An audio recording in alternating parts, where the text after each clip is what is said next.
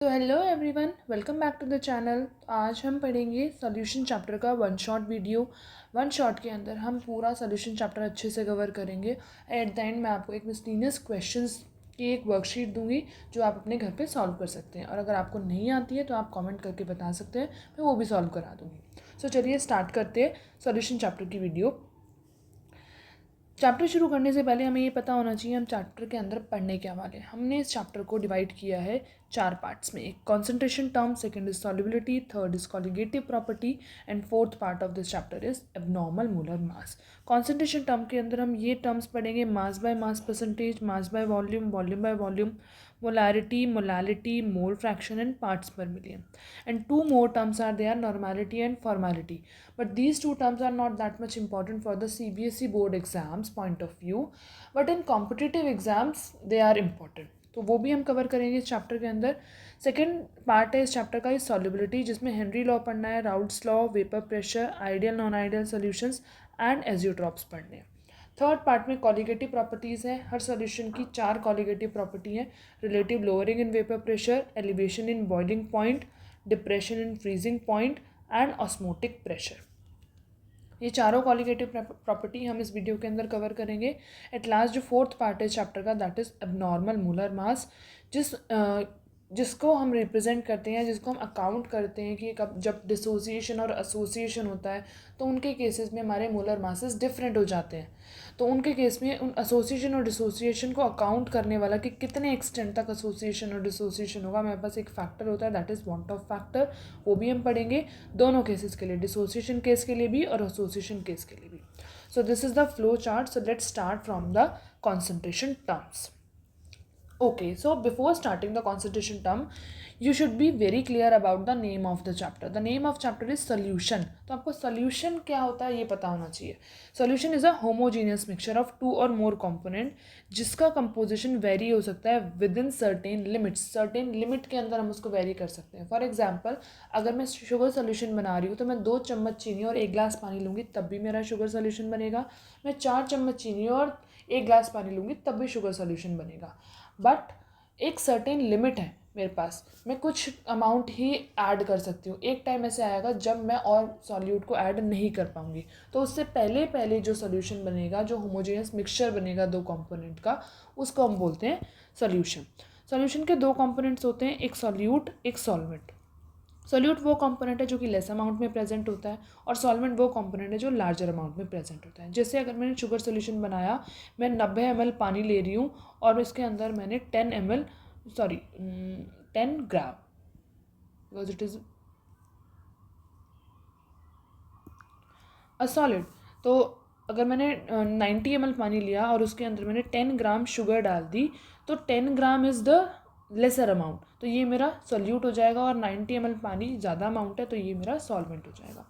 कई बार ऐसा होता है कि सॉल्यूट और सॉल्वेंट का अमाउंट इक्वल हो जाता है, या कई बार ऐसा भी होता है कि सॉल्वेंट का अमाउंट कम हो जाता है और सॉल्यूट का अमाउंट ज़्यादा हो जाता है. तो ऐसे केस में हम तो उल्टा बता देंगे. तो उल्टा नहीं बताना है, आपको सेकेंड पॉइंट पे ध्यान देना है और इस नोट पॉइंट पे ध्यान देना है कि वो कंपोनेंट जिसको डिज़ोल्व किया जा रहा है वो सॉल्यूट होगा. कई बार पहले वाला पॉइंट रॉन्ग हो जाता है, तो सेकंड वाले पॉइंट पे ध्यान देना है कि जिस कंपोनेंट को डिज़ोल्व किया जा रहा है दैट इज़ योर सॉल्यूट, और जिसमें डिज़ोल्यूशन टेक्स प्लेस हो रहा है, जो सरफेस एरिया अपना प्रोवाइड कर रहा है डिज़ोल्यूशन के लिए, उस कंपोनेंट को हम बोलेंगे सॉल्वेंट. नोट पॉइंट में क्या है, नोट पॉइंट में ये है कि हमेशा अगर हम इन दोनों पॉइंट से भी फाइंड आउट नहीं कर पा रहे हैं which is the solute which is the solvent, तो आपको क्या करना है, सोल्यूशन बना के उसकी फिजिकल स्टेट देखनी है. जो सोल्यूशन की फिजिकल स्टेट होगी, और सॉल्यूट और सॉल्वेंट जो हमारे 2 कंपोनेंट थे जिनको हमने मिलाया और सोल्यूशन बनाया, उन दोनों कंपोनेंट में से जिस कंपोनेंट की फिजिकल स्टेट सॉल्यूशन की फिजिकल स्टेट से मैच करेगी, वही वाला कंपोनेंट आपका सॉल्वेंट होगा. तो नोट में ये लिखा है कि जो फिजिकल स्टेट है सॉल्यूशन की वो हमेशा मैच करेगी सॉल्वेंट की फिजिकल स्टेट के साथ. तो इन तीनों पॉइंट से आप क्लियरली बता सकते हो कि किसी भी सॉल्यूशन के अंदर कौन सा सॉल्यूट होगा और कौन सा solvent. So let's move further. Next is types of solution. इसी के बेसिस पे जो हमारा नोट पॉइंट था, उसी के बेसिस पे हमने सॉल्यूशन को 3 पार्ट्स में डिवाइड किया है कि gaseous solutions, liquid solutions and solid solutions. Gaseous solutions वो सॉल्यूशंस होते हैं जिनके अंदर सॉल्वेंट हमेशा गैस हो। सॉल्वेंट गैस होगा तो सॉल्वेंट की फिजिकल स्टेट और सॉल्यूशन की फिजिकल स्टेट मैच करेगी तो हमारा सॉल्यूशन भी गैस होगा। जहाँ पर सॉल्वेंट लिक्विड होगा वहाँ सॉल्यूशन भी लिक्विड होगा और उन्हीं सॉल्यूशन को लिक्विड सॉल्यूशन कहेंगे। जहाँ सॉल्वेंट सॉलिड होगा वहाँ सॉल्यूशन भी सॉलिड होगा और उन्हीं सॉल्यूशन को सॉलिड सॉल्यूशंस कहेंगे। फॉर एग्जाम्पल गैशियस सॉल्यूशन में आप एग्जाम्पल ले सकते हो, जैसे हमारी एयर है तो it is also homogeneous mixture जिसके अंदर ऑक्सीजन है, नाइट्रोजन है, कार्बन डाइऑक्साइड है, आर्गन है, डिफरेंट टाइप ऑफ गैसेज है। तो जो different type of minute gases हैं दीज आर सॉल्यूट। और सॉल्वेंट कौन है? नाइट्रोजन, जो ज़्यादा अमाउंट में प्रेजेंट है। तो air is also a gaseous solution. Similarly liquid solution के अंदर आप कुछ भी डाल सकते हो, एसीटोन इन वाटर डाल दो तो that is a liquid solution की दोनों ही हमारे लिक्विड है। और सॉलिड एंड लिक्विड भी हो सकता है but always solvent will be liquid. Solid solution के अंदर क्या होगा, आपका सॉल्यूट कुछ भी हो सकता है, चाहे लिक्विड हो, चाहे सॉलिड हो, चाहे गैस हो, बट सॉल्वेंट हमेशा आपका सॉलिड होगा। तो इन तीनों केस में सॉल्वेंट यहाँ गैस, यहाँ लिक्विड, यहाँ सॉलिड होगा, बट सॉल्यूट तीनों ही केसेस में कुछ भी हो सकता है, कोई भी स्टेट के अंदर हो सकता है। ये आपकी एक टेबल जो एनसीईआरटी में दी गई है, इसका एक बार ओवरव्यू कर लेते हैं। गैशियस सॉल्यूशन, हम तीन तरह से गैशियस सॉल्यूशन बना सकते हैं। कब? सॉल्वेंट तो तीनों केसेस में सॉल्वेंट गैस रहेगा, बट सॉल्यूट आपका गैस हो सकता है, लिक्विड हो सकता है, सॉलिड हो सकता है। उसी के करस्पॉन्डिंग यहाँ पर कुछ एग्जांपल्स दिए गए हैं, ये आप देख लीजिएगा। लिक्विड सॉल्यूशंस वो सॉल्यूशन है जिसमें हमेशा सॉल्वेंट लिक्विड रहेगा, बट सॉल्यूट आपका गैस भी हो सकता है, लिक्विड भी हो सकता है और सॉलिड भी हो सकता है।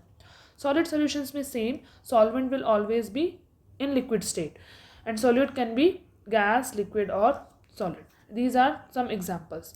ये जनरली पूछे नहीं जाते हैं, सिर्फ आपको नॉर्मली दिखाने के लिए, एक बेसिक अंडरस्टैंडिंग हो जाए उसके लिए ही आपको एनसीईआरटी में दिया गया है और मैंने भी यहाँ आपको एक बेसिक अंडरस्टैंडिंग बनाने के लिए आपको ये दिखाया है। Okay, so let's start our concentration term.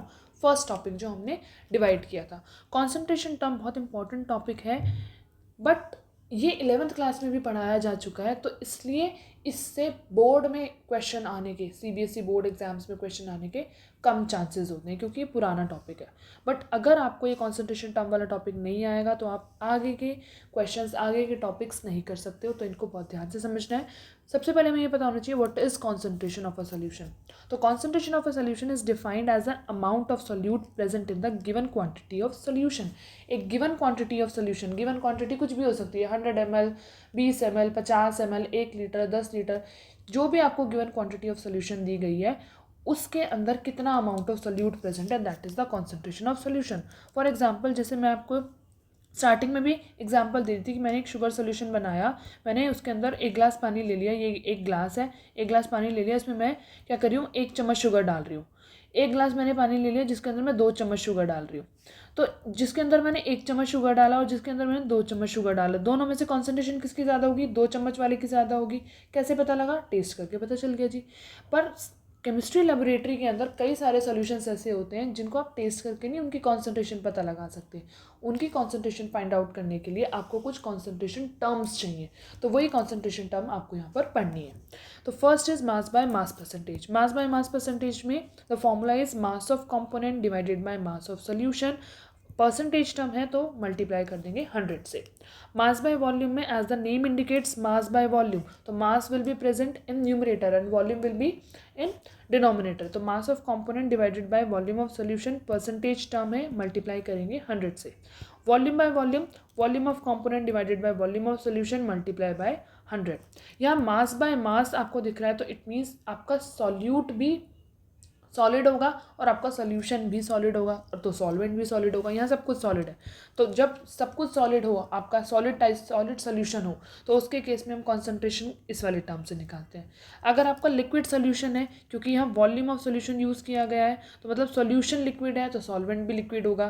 तो ये लिक्विड सोल्यूशंस के लिए यूज़ की जाती है ये वाली टर्म जब आपका सोल्यूट सॉलिड है और सॉल्वेंट लिक्विड है और सोल्यूशन भी आपका लिक्विड सोल्यूशन बन रहा है, तो ये यूज़ की जाएगी। और ये इसके वॉल्यूम बाय वॉल्यूम यूज़ की जाएगी जब आपका सॉल्यूट सॉल्वेंट दोनों लिक्विड है और सॉल्यूशन भी लिक्विड बन रहा है, तो ये वाली टर्म यूज़ की जाएगी। नेक्स्ट जो टर्म है that is molarity. Molarity equals to number of moles of solute divided by volume of solution. यहाँ वॉल्यूम ऑफ सोल्यूशन आपका लीटर्स में होता है, अगर मिली लीटर में है तो आप ऊपर न्यूमरेटर में 1000 से मल्टीप्लाई कर दोगे। क्लियर। इसकी यूनिट होती है मोल पर लीटर और हम इसको कैपिटल M से भी डिनोट करते हैं और इसको कहा जाता है मोलर। अगर हमें कोई भी कहा जाएगा ना कि किसी भी सोल्यूशन की मोलैरिटी 3 है, तो 3 क्या है, 3 मोलर है। 4 है तो मीन्स 4 मोलर है, कैपिटल M को बोलते हैं molar. Now one note point is there कि there is one disadvantage of molarity. What is the disadvantage? In molarity, volume of solution involved. So this volume can change on changing the temperature.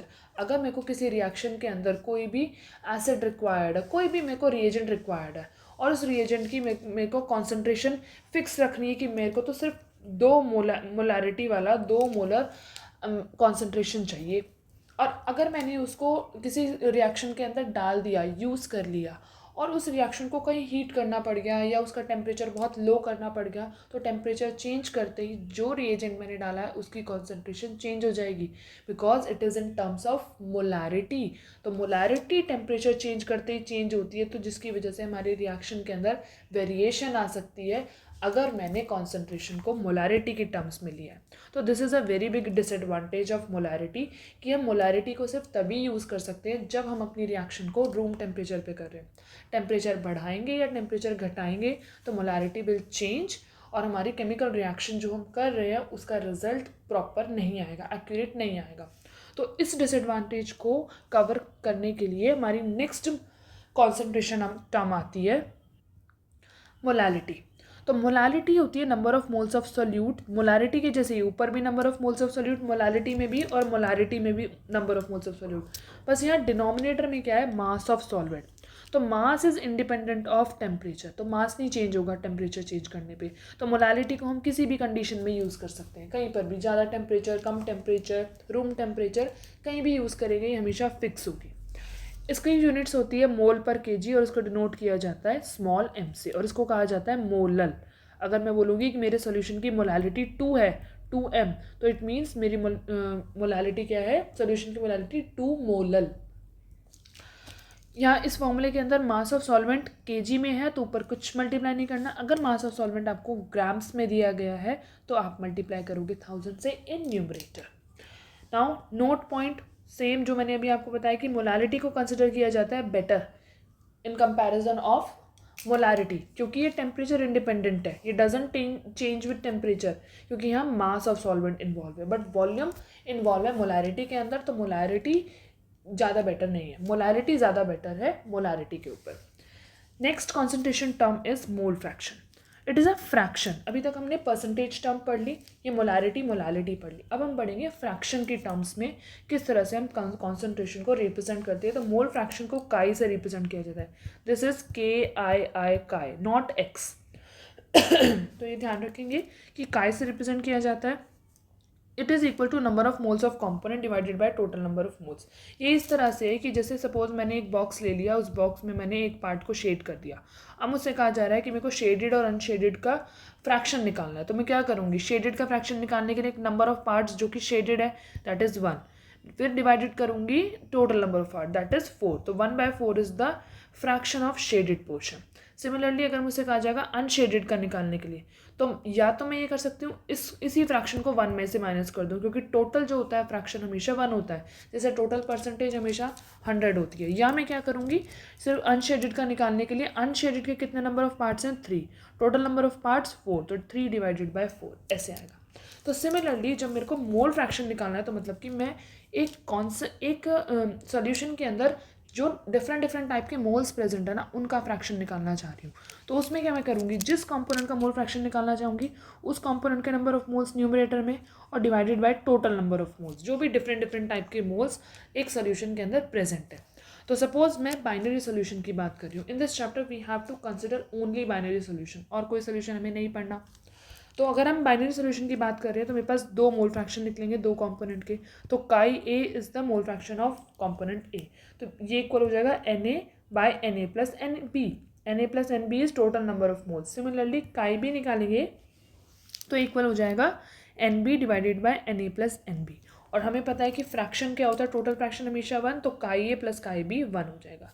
Now next important thing जो है इसके अंदर क्या है, यहाँ हमने सबकी यूनिट पढ़ी, बट इसकी कोई यूनिट नहीं होती। क्यों नहीं होती? Because it is a ratio of number of moles, ऊपर भी नंबर ऑफ मोल्स नीचे भी नंबर ऑफ मोल्स, तो नंबर से नंबर कैंसिल आउट, कोई यूनिट नहीं होगी। और यहाँ पर नंबर ऑफ मोल्स इन्वॉल्व है, कोई वॉल्यूम इन्वॉल्व नहीं है, तो it is also temperature independent. So here in note it is written कि mole fraction is independent of temperature and it is unitless. Clear? तो आई होप आपको ये normal concentration term समझ आ गई हुई। नेक्स्ट अब हम बात करते हैं पीपीएम की, पार्ट्स पर मिलियन, जो आपने 11th में नहीं पढ़ा था, 12th में एक छोटा सा नया पार्ट है। पार्ट्स पर मिलियन यूज़ की जाती है कॉन्सेंट्रेशन टर्म जब हमें बहुत ही डाइल्यूट सोल्यूशन के बारे में बात करना हो। जैसे सपोज हम स्विमिंग पूल के अंदर क्लोरीन डालते हैं, तो क्लोरीन हम बहुत ही लाइट अमाउंट में डालते हैं, बहुत ही कम अमाउंट में, कि वो हार्मफुल ना हो।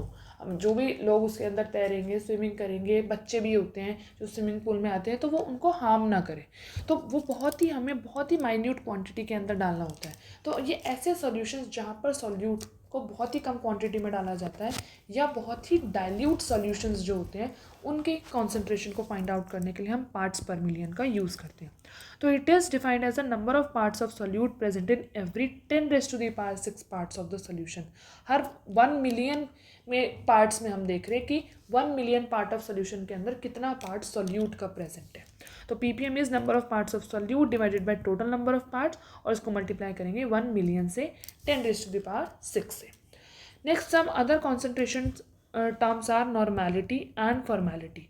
नॉर्मेलिटी सेम होती है जैसे मोलैरिटी होती है, बस यहाँ पर क्या है, नंबर ऑफ ग्राम इक्विवेलेंट्स हैं सोल्यूट के, वहाँ नंबर ऑफ मोल्स थे।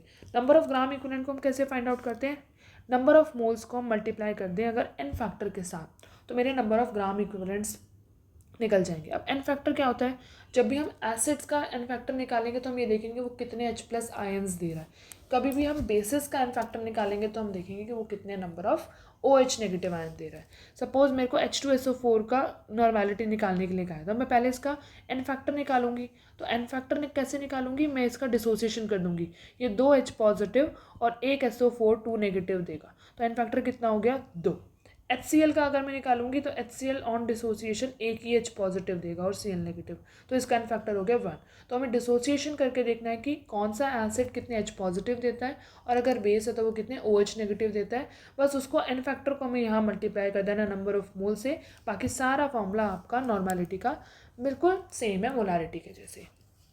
फॉर्मेलिटी क्या होती है, फॉर्मेलिटी यूज़ की जाती है to find out the concentration of ionic substances. जैसे हमने छोटी क्लासेस में भी पढ़ा था, फॉर्मूला यूनिट मास हम यूज़ करते हैं to find out the mass of ionic substance, और मॉलिकुलर मास हम यूज़ करते हैं किसी भी मॉलिक्यूल का मास निकालने के लिए। तो फॉर्मेलिटी होती है number of formula mass of solute dissolve पर लीटर ऑफ सोल्यूशन, कितना फॉर्मूला मास हमने डिजॉल्व किया है पर लीटर ऑफ सोल्यूशन में, तो ऊपर रखोगे number of formula mass. Formula mass जैसे मॉलिकुलर मास निकालते हैं ऐसे ही फाइंड आउट करते हैं, बस ये फॉर्मूला मास टर्म यूज़ की जाती है wherever ionic substances used. Note point में यहाँ है जो नॉर्मेलिटी और फॉर्मेलिटी है ये भी टेम्परेचर के साथ चेंज होती हैं, जस्ट लाइक मोलैरिटी, क्योंकि इन दोनों के अंदर वॉल्यूम ऑफ सोल्यूशन इन्वॉल्व है। Next, so this is all about the concentration term. हमारा फर्स्ट पार्ट खत्म हो गया चैप्टर का, सेकेंड पार्ट पे चलते हैं, that is solubility. So solubility is the maximum amount of solute जिसको हम डिसॉल्व कर सकते हैं एक स्पेसिफिक अमाउंट ऑफ सॉल्वेंट के अंदर और एक स्पेसिफिक टेम्परेचर पे। जनरली हम रूम टेम्परेचर की बात करते हैं, अगर हम टेम्परेचर बढ़ाएंगे तो हमारी सॉल्युबिलिटी बढ़ जाएगी, कहीं कहीं किसी किसी केस में सॉल्युबिलिटी घट भी जाती है, तो मतलब सॉल्युबिलिटी चेंज हो जाएगी टेम्परेचर को अगर हमने चेंज किया। तो सॉल्युबिलिटी को देखने के लिए हमें टेम्परेचर को कांस्टेंट रखना पड़ेगा और अमाउंट ऑफ सॉल्वेंट जिसके अंदर हम डिसोल्यूशन कर रहे हैं उसके अमाउंट को भी कांस्टेंट रखना पड़ेगा। So there are some factors जो कि सॉल्युबिलिटी को अफेक्ट करते हैं।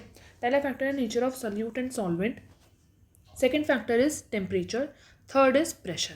तो before going in the depth of the factors affecting solubility, first we have to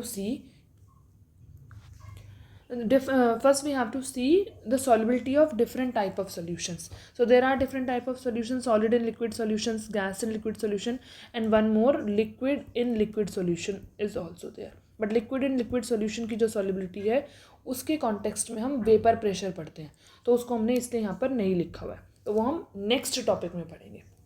तो solubility of solid and liquid का मतलब क्या है कि जब मेरा सॉल्यूट सॉलिड है और सॉल्वेंट लिक्विड है, तो सॉलिड को मैं लिक्विड के अंदर डाल रही हूँ, तो डिसोल्यूशन प्रोसेस हो रहा है। हमने स्टार्टिंग में भी पढ़ा कि जब मेरा घुलने का प्रोसेस होगा, दो कंपोनेंट को एक दूसरे के साथ घुला गया है, बस उस घुलने के प्रोसेस को ही डिसोल्यूशन कहा जाता है। तो सॉल्यूट और सॉल्वेंट को मिक्स किया और एक सॉल्यूशन बन गया, तो ये दोनों आपस में घुल गए, तो आगे का जो प्रोसेस जा रहा है ना, forward reaction, that is the dissolution process. अब क्या होगा, एक टाइम पे ऐसा होगा, स्टार्टिंग में मैं क्या कर रही हूँ, सॉल्यूट को और ऐड करती जा रही हूँ, जब तक वो प्रॉपर घुल जा रहे हैं दोनों एक दूसरे के अंदर, तब तक मैं ऐड करती जाऊँगी। एक टाइम ऐसा आएगा कि अब सॉल्यूट सॉल्वेंट के अंदर घुलना बंद हो जाएगा। घुलना बंद नहीं होगा, घुलना हमें लगेगा ऐसा कि वो घुलना बंद हो गया, बट होगा क्या, एक्चुअली होगा ये कि जो सॉल्वेंट है उसके बीच में जितना भी स्पेस था, वो सारा का सारा स्पेस सॉल्यूट ने ऑक्यूपाई कर लिया। अब सारा का सारा स्पेस जब ऑक्यूपाई कर लिया, तो अब जो नया सॉल्यूट आने वाला है, वो नया सॉल्यूट को आने की जगह ही नहीं मिलेगी।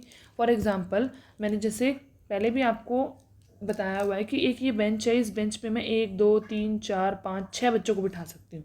चलो जी, अगर कोई किसी का फ्रेंड है, बहुत अच्छा फ्रेंड है, तो वो इधर उधर गोदी में होके 7 बच्चे बैठ जाएंगे, 8 बैठ जाएंगे, 10 बैठ जाएंगे, चलो एक दूसरे की गोदी में होके कैसे तैसे 10 बैठ गए। पर अगर मैं अब 11वां बच्चा यहाँ पर बिठाने लगी, तो ये वाले बच्चे को नीचे गिरना पड़ेगा, तब वो 11वां बच्चा आएगा।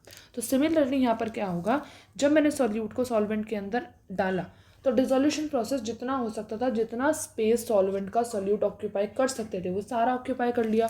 उसके बाद जब स्पेस ही नहीं बचा, तो स्पेस अगर नहीं बचा, तो आने वाला सॉल्यूट क्या करेगा, जो पहले से यहाँ पर सॉल्यूट पार्टिकल है उसको धक्का मार के बाहर निकाल देगा।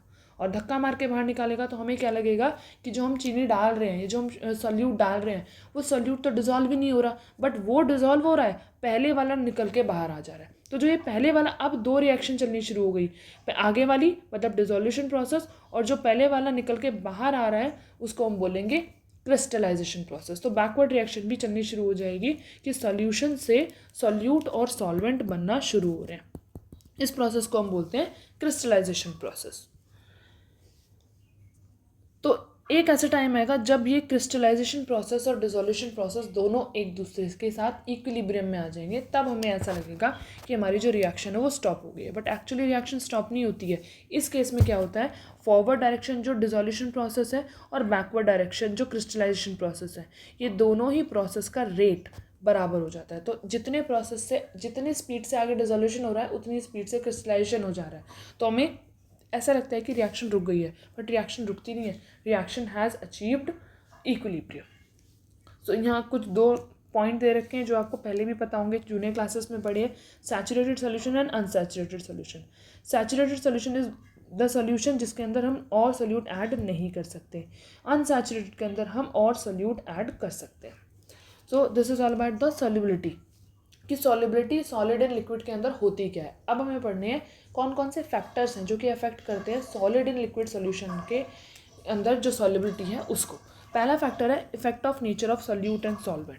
तो इस फैक्टर में कुछ भी नहीं है, सिंपल सा है कि सॉल्यूट और सॉल्वेंट जो है दोनों एक जैसे नेचर के होने चाहिए। अगर एक जैसे नेचर के होंगे तो वो एक दूसरे के अंदर डिजॉल्व हो पाएंगे, अगर एक जैसे नेचर के नहीं होंगे तो नहीं डिजॉल्व हो पाएंगे। एक जैसे नेचर का मतलब क्या है, पोलर पोलर के अंदर डिजॉल्व होगा, नॉन पोलर के अंदर डिजॉल्व होगा। तो यहाँ पे लिखा हुआ है like dissolves like, like dissolves like means polar और नॉन पोलर, पोलर पोलर में डिजॉल्व, नॉन पोलर में डिजॉल्व, पोलर नॉन पोलर में नहीं डिजॉल्व हो सकता। तो एक जैसे होने चाहिए डिजॉल्व होने के लिए सॉल्युबिलिटी, तब अच्छी हो। So second factor is effect of temperature. Temperature का बहुत बड़ा इफेक्ट होता है। टेम्परेचर जो है सॉलिड और लिक्विड की सॉल्युबिलिटी जो होती है, सॉलिड एंड लिक्विड सॉल्यूशंस की सॉल्युबिलिटी, उसमें हमारी दो रिएक्शंस होती हैं, दो तरह की रिएक्शन हो सकती हैं।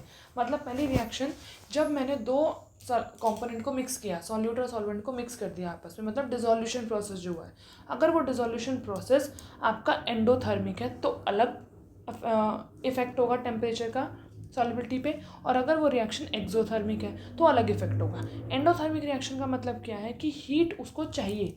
एंडोथर्मिक रिएक्शंस वो रिएक्शंस होती हैं which carried out in the presence of some energy, that energy can be given और supplied to the reaction in the form of heat, electricity और लाइट, कुछ भी उसको दिया जा सकता है। तो अगर हीट या कोई भी एनर्जी को वो लेके रिएक्शन को आगे प्रोसीड कर रहे हैं, उनको हम बोलते हैं एंडोथर्मिक रिएक्शन। तो यहाँ पर अगर मैं टेम्परेचर दूंगी तो temperature is also a form of energy, तो एनर्जी इसको मिलेगी तो ये और जल्दी आगे इसका रेट बढ़ेगा, तो ये जल्दी जल्दी आगे चलेगी। तो एंडोथर्मिक रिएक्शन के केसेस में मीन्स जिनमें एंथैल्पी ग्रेटर देन जीरो होती है उनके लिए सॉल्युबिलिटी हमेशा बढ़ेगी ऑन इंक्रीजिंग टेम्परेचर।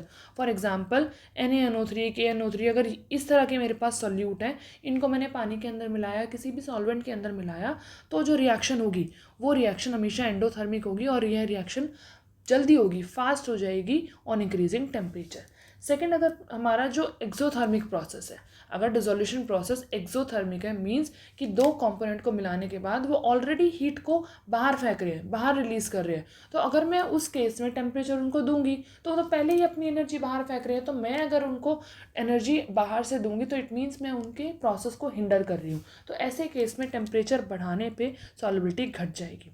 ये कब होता है? जब मैं किसी हाइड्रेटेड सॉल्ट की रिएक्शन कराऊँ, हाइड्रेटेड सॉल्ट को पानी में डालूँ, तो अपने आप से जो बीकर है ना, जिस बीकर के अंदर मैं पानी में ये हाइड्रेटेड सॉल्ट डाल रही हूँ, वो बीकर अपने आप गर्म हो जाएगा कि वो अपने आप के पार्टिकल को तोड़ के वो ज़्यादा स्टेबिलिटी की तरफ जा रहे हैं, तो वो खुद से एनर्जी बाहर दे रहे हैं। तो अगर मैं उसको हीट करूँगी तो इट मीन्स उसकी रिएक्शन को मैं होने नहीं दे रही, तो रिएक्शन को नहीं होने दूँगी तो मतलब सॉल्युबिलिटी को नहीं होने दूँगी। तो ऐसी केसेस में टेम्परेचर बढ़ाने पर सॉल्युबिलिटी घट जाएगी। थर्ड फैक्टर है प्रेशर का इफेक्ट। हम पढ़ रहे हैं अभी solid and liquid type solutions की सॉल्युबिलिटी। तो ना तो सॉलिड पे प्रेशर का कोई खास इफेक्ट होता बिकॉज दे आर इनकम्प्रेसिबल, और ना ही लिक्विड्स पे कोई होता। तो as solids and liquids are highly incompressible, तो ये remain unaffected by change in pressure. Pressure change करने पे इनका कोई ऐसा खास चेंज नहीं आता। Okay, so we are done with the solubility of solid and liquid. अब हम स्टार्ट करते हैं solubility of gas and liquid. जो गैसेस की सॉल्युबिलिटी होती है लिक्विड के अंदर, उसको हम डिफाइन कर सकते हैं कि कितना वॉल्यूम जो है गैस का वो लिक्विड के अंदर घोला जा रहा है, डिसॉल्व किया जा रहा है, और लिक्विड का जो अमाउंट है जिसमें वॉल्यूम ऑफ गैस घोला जा रहा है दैट शुड बी फिक्स्ड, वो स्पेसिफिक होना चाहिए, और टेम्परेचर भी आपका स्पेसिफिक होना चाहिए, तभी हम सॉल्युबिलिटी देख सकते हैं। तो गैसेस की जो सॉल्युबिलिटी है उनको हम मोलारिटी के टर्म्स में या मोल फ्रैक्शन के टर्म्स में डिनोट कर सकते हैं, क्योंकि इससे पहले जो हमने सॉलिड एंड लिक्विड पढ़ा उसमें तो सॉलिड और लिक्विड के अमाउंट को हम ईजिली वे कर सकते हैं, ग्राम्स में ले लो या कॉन्सेंट्रेशन ले लो, बट यहाँ पर गैस जो है ना उसको पकड़ के लाना और लिक्विड के अंदर डिजॉल्व करना is a very big task. तो इसमें हम क्या करेंगे, इसकी कॉन्सेंट्रेशन को मोलारिटी और मोलालिटी के टर्म्स में लेंगे। ठीक है, तो पहला फैक्टर पढ़ते हैं यहाँ पर solubility of gas and liquid में, nature of gas and solvent. Same वही बात है, पहला फैक्टर हमने क्या पढ़ा था सॉलिड एंड लिक्विड सॉल्यूशन के अंदर भी कि nature of solute and solvent.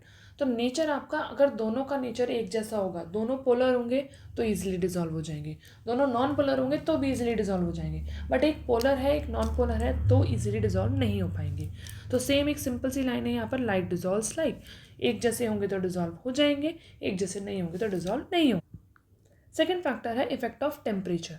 Effect of temperature जो है गैस इन लिक्विड सॉल्यूशंस के अंदर, वहाँ पर हमेशा जब भी मैं गैस को लिक्विड में डिजॉल्व करूँगी that process is always exothermic process, और एक्सोथर्मिक प्रोसेस के लिए मैंने ऊपर क्या पढ़ा है कि on increasing temperature solubility will decrease. तो यहाँ पर हर गैस के लिए, किसी भी तरह की गैस हो, वो अगर लिक्विड के अंदर डिजॉल्व की जा रही है and if you are increasing the temperature then you are giving the kinetic energy to the particles of gases, तो so they will escape from the surface, they will escape from the liquid surface, so solubility will decrease automatically। तो यहाँ पर हमेशा जब भी आप temperature को बढ़ाओगे तो सॉल्युबिलिटी घटेगी because it is an exothermic process. Next factor जो है that is the factor of या इफेक्ट ऑफ प्रेशर। ये बहुत इंपॉर्टेंट है, बहुत इंपॉर्टेंट फैक्टर है, इसको स्टार मार्क कर लेना। इफेक्ट ऑफ प्रेशर क्या होता है? सबसे पहले जो प्रेशर का इफेक्ट है ना गैसेस की सॉल्युबिलिटी में, वो हेनरी ने देखा था, और हेनरी ने देख के सीधा एक लॉ दे दिया। तो क्या कहता है हेनरी का लॉ कि solubility of a gas in a liquid is directly proportional to the partial pressure of the gas. जो गैस का पार्शियल प्रेशर है उसके डायरेक्टली प्रोपोर्शनल होगी गैस की सॉल्युबिलिटी, जो कि हम यहाँ इस डायग्राम से समझ सकते हैं। जैसे ये वाला डायग्राम है, इसमें क्या है, ये सॉल्वेंट लिक्विड, मैंने कोई भी लिक्विड ले लिया सॉल्वेंट, अब मैंने इसके अंदर गैस डाल दी। जब तक मैं इसके ऊपर प्रेशर नहीं लगाऊंगी, सपोज मैंने पिस्टन लगाई हुई है, उस पर कोई प्रेशर ऐसा खास नहीं लगाया हुआ है, यहाँ पर पिस्टन है, तो ये पिस्टन यहाँ होगी तो मॉलिक्यूल्स जो हैं गैसेस के वो सॉल्वेंट के अंदर कम बल्कि इससे बाहर ज़्यादा होंगे, क्योंकि इनके पास काइनेटिक एनर्जी बहुत ज़्यादा होती है तो इधर उधर घूमते रहेंगे। जैसे ही मैंने प्रेशर यहाँ से प्रेशर यहाँ में लेके गई तो क्या है, नंबर ऑफ मॉलिक्यूल्स अब सॉल्वेंट के अंदर ज़्यादा है, तो यहाँ पर solubility of gas in liquid कम थी, यहाँ पर solubility of gas in liquid बढ़ गई। क्यों बढ़ गई? क्योंकि यहाँ प्रेशर बढ़ गया, तो प्रेशर जितना मैं बढ़ाऊंगी उतनी ज़्यादा सॉल्युबिलिटी होगी। यही हेनरी का लॉ है कि और यहाँ पर जो सॉल्युबिलिटी है गैस को वो रिप्रेजेंट किया गया मोल फ्रैक्शन से। हमने पढ़ा था इससे पहले कि हम सॉल्युबिलिटी ऑफ गैस को या तो मोलैरिटी से रिप्रेजेंट कर सकते हैं या मोल फ्रैक्शन से, तो इन्होंने यहाँ मोल फ्रैक्शन से रिप्रेजेंट किया है। तो जो मोल फ्रैक्शन है या हम कह सकते हैं सॉल्युबिलिटी किसी भी गैस की, वो डायरेक्टली प्रोपोर्शनल हो जाएगी partial pressure of the gas के। ये प्रोपोर्शनलिटी का साइन घटाऊंगी, के डैश लगाऊंगी। इस के डैश को अगर मैं लेफ्ट हैंड साइड ले जाती हूँ तो ये मेरा हो जाएगा pressure equals to 1/k dot काय। मोल फ्रैक्शन को हम बोलते हैं काय, और ये 1/k कॉन्स्टेंट जो है that is equals to KH, and KH is Henry's constant. तो ये हमारे मैथमेटिकल एक्सप्रेशन हो गई हेनरीज लॉ की कि P equals to KH dot chi, जहाँ पर P is the partial pressure of gas, KH is Henry's constant, and chi is the solubility of gas in liquid in terms of mole fraction. तो यहाँ पर ये जो expression है ये बहुत इंपॉर्टेंट है। पहली चीज़ तो यहाँ पर ये पूछी जा सकती है what is the mathematical expression of Henry's law, तो ये वाली मैथमेटिकल एक्सप्रेशन है, आपको इसी तरह से अच्छे से पूरा समझा के आना है।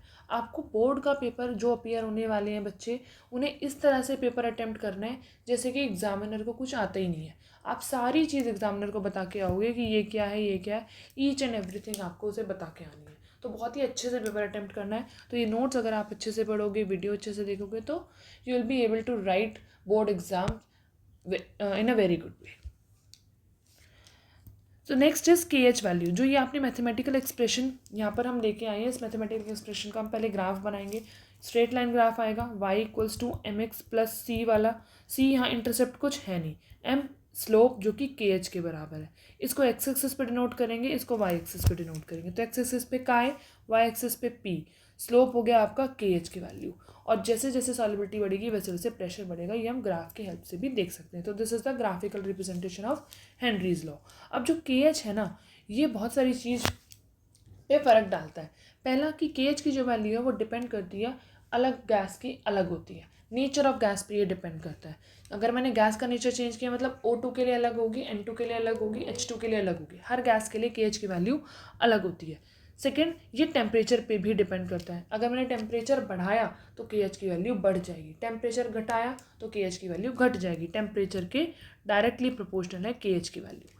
नेक्स्ट, अब अगर मैंने टेम्परेचर बढ़ाया तो मुझे पता है कि सॉल्युबिलिटी गैसेस की हमेशा घटती है और KH बढ़ता है, तो मैं क्या बोल सकती हूँ कि KH और सॉल्युबिलिटी भी इन्वर्सली प्रोपोर्शनल हो गए, क्योंकि टेम्परेचर बढ़ाऊंगी तो ये बढ़ेगा। तो टेम्परेचर और KH आपस में डायरेक्टली प्रोपोर्शनल है, और टेम्परेचर और सॉल्युबिलिटी आपस में इन्वर्सली प्रोपोर्शनल है, तो ये दोनों भी आपस में इन्वर्सली प्रोपोर्शनल हो जाएंगे। तो मैं कह सकती हूँ कि KH is inversely proportional to solubility.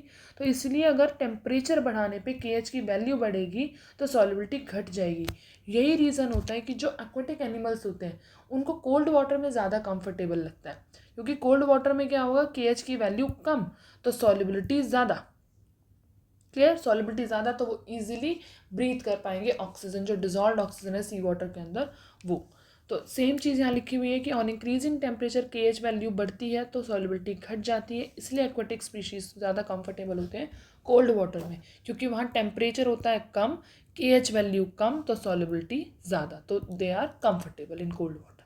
Now there are some limitations of Henry's law. पहला लिमिटेशन है कि हेनरीज लॉ कब वैलिड होगा। सिर्फ कुछ ही कंडीशन है जहाँ पर हेनरी लॉ वैलिड होगा, हर जगह हेनरी लॉ वैलिड नहीं होगा। पहली कंडीशन है कि प्रेशर अगर लो है ना तभी हेनरी लॉ वैलिड होगा। सेकंड है टेम्परेचर अगर ज़्यादा लो नहीं है। ऐसा नहीं करना कि टेम्परेचर को बहुत ही ज़्यादा लो कर दिया कि भाई ये तो एक्सोथर्मिक प्रोसेस है तो टेम्परेचर को कम रखेंगे तो सॉल्युबिलिटी बढ़ेगी, बट इतना भी ज़्यादा लो नहीं होना चाहिए, नॉर्मल होना चाहिए। रूम टेम्परेचर रख लो या चलो थोड़ा 2-4 डिग्री और कम कर दिया, बट बहुत ज़्यादा लो नहीं होना चाहिए। गैस हाईली सॉल्युबल नहीं होनी चाहिए और गैस केमिकली रिएक्ट भी नहीं करनी चाहिए। ना तो एसोसिएशन शो होना चाहिए ना डिसोसिएशन शो होना चाहिए। अगर ये वाली 4 कंडीशन होगी उसी केस में हेनरी लॉ वैलिड है, अदरवाइज अनवैलिड है। चलिए नेक्स्ट हमें पढ़ना है हेनरी लॉ की application. So there are 3 application और बहुत ही इंटरेस्टिंग और सिंपल सी एप्लीकेशन है। पहली एप्लीकेशन है कार्बोनेटेड बेवरेजेस के अंदर। जो कार्बोनेटेड ड्रिंक्स होती हैं, सॉफ्ट ड्रिंक्स होती हैं, उनके अंदर कार्बन डाइऑक्साइड को बहुत ही हाई प्रेशर के अंदर स्टोर करके रखा जाता है, अंदर रखा जाता है। क्यों रखा जाता है? क्योंकि जितना ज़्यादा मैं प्रेशर लगाऊंगी कार्बन डाइऑक्साइड के ऊपर, उतनी ज़्यादा कार्बन डाइऑक्साइड उन सॉफ्ट ड्रिंक्स के अंदर मिक्सड रहेगी, और जैसे ही हम कैप को खोलते हैं वैसे ही फ्रिजीनेस के साथ कार्बन डाइऑक्साइड बाहर आती है, क्योंकि on opening the cap pressure gets released, pressure release हो गया, प्रेशर डिक्रीज हो गया, तो on decreasing pressure according to Henry's law solubility also decreases. तो पहला एप्लीकेशन हो गया, प्रेशर डायरेक्टली प्रोपोर्शनल होता है काई के, तो प्रेशर हम कार्बन डाइऑक्साइड के अंदर अगर घटाएंगे तो सॉल्युबिलिटी घटेगी, बढ़ाएंगे तो बढ़ेगी। बढ़ाते हैं तो जो सील पैक बॉटल्स आती हैं उनके अंदर अच्छी फ्रिजीनेस होती है, जैसे ही हम खोलते हैं तो हमें बहुत अच्छा टेस्ट आता है कार्बन डाइऑक्साइड का, क्योंकि उसके अंदर सॉल्युबिलिटी अच्छी थी। अगर आपने उसको थोड़ी देर तक खोल के रख दिया, सुबह आपने 1 ग्लास 2 ग्लास 1 लीटर की बॉटल में से पी ली कोल्ड ड्रिंक, अब उसके बाद आप शाम को उसी कोल्ड ड्रिंक में से पीना चाहते हो या नेक्स्ट डे पियोगे, तो उतनी फ्रिजीनेस नहीं होगी जितनी फ्रिजीनेस स्टार्टिंग में थी, क्योंकि अब प्रेशर कम हो गया तो सॉल्युबिलिटी भी कम हो गई। So this is one of the application of Henry's law. Second है स्कूबा डाइविंग। स्कूबा डाइविंग में क्या होता है, जो स्कूबा डाइवर्स होते हैं, जो अंडर सी वाटर तैरते हैं, तो वो अपने साथ कुछ टैंक्स लेके चलते हैं। उन टैंक्स के अंदर नाइट्रोजन और ऑक्सीजन कंटेनर्स में नाइट्रोजन ऑक्सीजन प्रेजेंट होती है। तो अंडर हाई प्रेशर जब वो स्कूबा डाइवर नीचे जाते हैं अंडर वाटर, तो वहाँ बहुत ज़्यादा प्रेशर होता है। बहुत ज़्यादा प्रेशर होने की वजह से इन ऑक्सीजन और नाइट्रोजन गैसेस की सॉल्युबिलिटी ब्लड स्ट्रीम के अंदर बहुत ज़्यादा बढ़ जाती है। अब वो जैसे ही स्कूबा डाइवर ऊपर सरफेस की तरफ आते हैं, तो अब प्रेशर इतना ज़्यादा हाई नहीं है, प्रेशर लो हो गया, तो प्रेशर लो होगा तो सॉल्युबिलिटी भी कम होगी। तो एकदम प्रेशर से जो हमारी ब्लड स्ट्रीम के अंदर नाइट्रोजन प्रेजेंट थी वो फिर प्रेशर से बाहर आती है, क्योंकि प्रेशर कम हो गया तो सॉल्युबिलिटी भी उस गैस की हमारी ब्लड स्ट्रीम में कम होगी, तो वो एकदम से बाहर नहीं आ पाती। तो जो हमारे जॉइंट्स हैं उन जॉइंट्स में नाइट्रोजन गैस फिल हो जाती है और एक कंडीशन क्रिएट करती है, that is a medical condition known as bends, जिसको हम बेंड्स बोलते हैं। तो ये कंडीशन बहुत ज़्यादा पेनफुल होती है, तो इन कंडीशन को अवॉइड करने के लिए हम क्या करते हैं, हम ऐसी गैस अपने साथ लेके जाते हैं जो कि इनर्ट है नाइट्रोजन की तरह, बट वो बेंड्स ना क्रिएट करे, तो दैट इज़ हीलियम। तो हीलियम गैस को हम टैंक्स के अंदर भर के लेके जाते हैं, जिसकी वजह से हम इस कंडीशन को अवॉइड कर सकते हैं। थर्ड इज़ हाई एल्टीट्यूड्स पे। हाई एल्टीट्यूड्स पे क्या होता है, प्रेशर अब बहुत लो हो जाता है। प्रेशर लो हो जाएगा तो हाई एल्टीट्यूड्स पे ऑक्सीजन की घुलने की टेंडेंसी हमारी ब्लड स्ट्रीम के अंदर वो कम हो जाएगी। तो उस केस में जो क्लाइंबर्स होते हैं या वहाँ जो लोग परमानेंटली रह रहे हैं, उनकी सोचने की शक्ति कम हो जाती है। उसी कंडीशन को हम बोलते हैं एनॉक्सिया। सो ये तीनों एप्लीकेशन थे हेनरी लॉ के। आप इसका स्क्रीनशॉट ले सकते हो, आप इसको अच्छे से पढ़ सकते हो। Next is vapour pressure. Vapour pressure क्या होता है? वेपर प्रेशर होता है लिक्विड इन लिक्विड सॉल्यूशंस का। लिक्विड इन लिक्विड सॉल्यूशन, अभी तक हमने 2 सॉल्यूशन की सॉल्युबिलिटी पढ़ ली। एक तो थी solubility of solid in liquid की, सेकंड हमने पढ़ लिया solubility of gas in liquid. अब हमें पढ़ना है solubility of liquid in liquid solution. तो लिक्विड इन लिक्विड सॉल्यूशन के अंदर क्या होता है, लिक्विड इन सॉल्यूशन की सॉल्युबिलिटी पढ़ने से पहले हमें पढ़ना है एक term, that is vapour pressure. Vapour pressure क्या है? वेपर प्रेशर है जब हमें क्लोज कंटेनर के अंदर, मैंने 2 कंपोनेंट लिए, both the components are liquid, दोनों कंपोनेंट लिक्विड होने की वजह से अगर मैं इस कंपोनेंट के जो सोल्यूशन बना है लिक्विड इन लिक्विड सोल्यूशन, इसको हीट करती हूँ, इसको मैंने हीट करा बर्नर लगा के, तो क्या होगा, और क्लोज कर दिया, क्लोज कंटेनर हो गया, तो ये लिक्विड कुछ टाइम बाद वेपर में कन्वर्ट होना शुरू हो जाएगा। तो जितना भी खाली स्पेस था उस कंटेनर के अंदर, वो सारा स्पेस अब जो लिक्विड है उसके वेपर भर लेंगे। तो एक टाइम ऐसा आएगा कि ये वेपर सारा स्पेस कवर कर लेंगे, सारा स्पेस कवर कर लिया, अब इन्हें एस्केप होने की भी जगह नहीं है, बाहर जाने की जगह नहीं है, तो ये क्या करेंगे, वापस से नीचे की तरफ ही आएंगे, कंडेंस होके नीचे की तरफ आएंगे। तो जब ये नीचे की तरफ आएंगे तो लिक्विड की जो लेयर है, इस लेयर पे प्रेशर लगाएंगे, तो उसी प्रेशर को कहा जाता है वेपर प्रेशर। तो we can define vapour pressure as the pressure exerted by the vapours of liquid. इस लिक्विड के ही वेपर लगा रहे हैं प्रेशर, और कहाँ लगा रहे हैं, इसी लिक्विड के सरफेस पे प्रेशर लगा रहे हैं, तो that is the vapour pressure. Vapour pressure depend करता है नेचर ऑफ लिक्विड के ऊपर और टेम्परेचर के ऊपर। किस तरह से जिस लिक्विड की हम बात कर रहे हैं, अगर उस लिक्विड का नेचर, मतलब कि उस लिक्विड के इंटरमोलिकुलर फोर्सेस ऑफ अट्रैक्शंस जो हैं वो वीकर होंगे, तो टेम्परेचर थोड़ा सा ही देने पर वो ईजिली यहाँ से एस्केप हो जाएंगे और वेपर के अंदर कन्वर्ट हो जाएंगे, तो उतनी ही ज़्यादा टेंडेंसी होगी एस्केप करने की सरफेस से, और उतना ज़्यादा वेपर प्रेशर होगा। सेकेंड है टेम्परेचर, अगर हम टेम्परेचर बढ़ाएंगे तो ज़्यादा आपके वेपर्स बनेंगे, कम टेम्परेचर पे कम वेपर्स बनेंगे। तो जैसे टेम्परेचर बढ़ाया वेपर ज़्यादा बनेंगे तो वेपर प्रेशर भी ज़्यादा बनेगा। तो ये दो फैक्टर थे जो कि वेपर प्रेशर को अफेक्ट करते हैं। नाउ हमें पढ़ना है vapour pressure of liquid solutions. Liquid solutions कौन से सॉल्यूशन जिसमें हमने सॉल्वेंट को लिक्विड लिया है। अब आपका सॉल्यूट लिक्विड भी हो सकता है और सॉल्यूट सॉलिड भी हो सकता है। तो हमें यहाँ पर दो तरह के लिक्विड सॉल्यूशंस पढ़ने हैं। पहला लिक्विड सॉल्यूशन जो कि लिक्विड इन लिक्विड है। लिक्विड इन लिक्विड का मतलब क्या है, जिसमें आपका सॉल्वेंट और सॉल्यूट दोनों लिक्विड सॉल्यूशंस है। और दूसरा हमें पढ़ना है जिसके अंदर आपका सॉल्यूट सॉलिड है और सॉल्वेंट लिक्विड है। तो यहाँ पर सॉल्यूट और सॉल्वेंट दोनों लिक्विड होते हैं और दोनों ही जनरली आपके वॉलेटाइल होते हैं। वॉलेटाइल मीन्स वेपर्स में कन्वर्ट हो सकते हैं। यहाँ पर आपका सॉलिड वॉलेटाइल नहीं होता, ये नॉन वॉलेटाइल होता है और सॉल्वेंट वॉलेटाइल होता है। तो जब हमने लिक्विड सॉल्यूशंस को पढ़ा, जब हमने गैस एंड लिक्विड वाले सॉल्यूशंस को देखा था, तो उनके केस में जो सॉल्युबिलिटी थी वो हेनरी ने सबसे पहले देखी कि प्रेशर का क्या इफेक्ट होता है सॉल्युबिलिटी के ऊपर, और हेनरी ने एक लॉ दे दिया। अब यहाँ लिक्विड एंड लिक्विड सॉल्यूशंस के अंदर जो वेपर प्रेशर वाली टर्म आई है, इसको सबसे पहले राउल्ट ने देखा था। तो राउल्ट ने भी यहाँ पर एक लॉ दे दिया कि यहाँ की सॉल्युबिलिटी किस तरह से डिफाइन होगी, वो राउल्ट लॉ से डिफाइन होगी। तो नेक्स्ट हम राउल्ट लॉ पढ़ेंगे। तो राउल्ट लॉ क्या कहता है, राउल्ट लॉ दोनों सॉल्यूशंस के लिए अलग अलग अपना उसने लॉ दिया। मैंने अभी आपको बताया कि हम यहाँ पर दो तरह के लिक्विड सॉल्यूशंस की सॉल्युबिलिटी देखेंगे या वेपर प्रेशर देखेंगे। पहला लिक्विड इन लिक्विड सॉल्यूशन और दूसरा सॉलिड इन लिक्विड सॉल्यूशन। तो पहले हम बात करते हैं vapour pressure of liquid in liquid solutions की, जिसमें सॉल्यूट और सॉल्वेंट दोनों ही लिक्विड है और दोनों ही वॉलेटाइल है, मतलब कि दोनों के वेपर बन सकते हैं। तो जब एक बाइनरी सॉल्यूशन को दो वॉलेटाइल लिक्विड के बाइनरी सॉल्यूशन को क्लोज वेसल के अंदर रखा जाएगा, तो जो वेपर फेज होगा, जब एक कंटेनर के अंदर लिक्विड भर दिया, इसमें दो हैं ए और बी, दोनों इसको क्लोज कर दिया, तो अब जो यहाँ वेपर होंगे, ये वेपर फेज जो है ए के भी वेपर कंटेन करेगा और बी के भी वेपर कंटेन करेगा।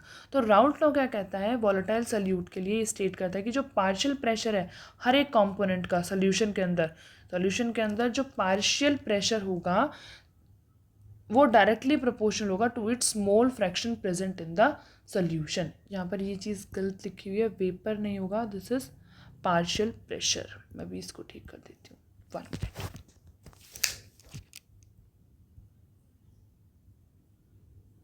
ओके, अब ये स्टेटमेंट बिल्कुल ठीक है कि जो पार्शियल प्रेशर है हर एक कंपोनेंट का, मतलब कि मैंने एक बीकर के अंदर दो कंपोनेंट ले रखे हैं और दोनों के वेपर्स बन रहे हैं, एक क्लोज बीकर है, तो वेपर फेज के अंदर जो दोनों कंपोनेंट के वेपर्स हैं उनमें क्या बात कही गई है कि जो पार्शियल प्रेशर होगा हर एक कंपोनेंट का वो डायरेक्टली प्रोपोर्शनल होगा मोल फ्रैक्शन जो सॉल्यूशन का प्रेजेंट है उसके अंदर।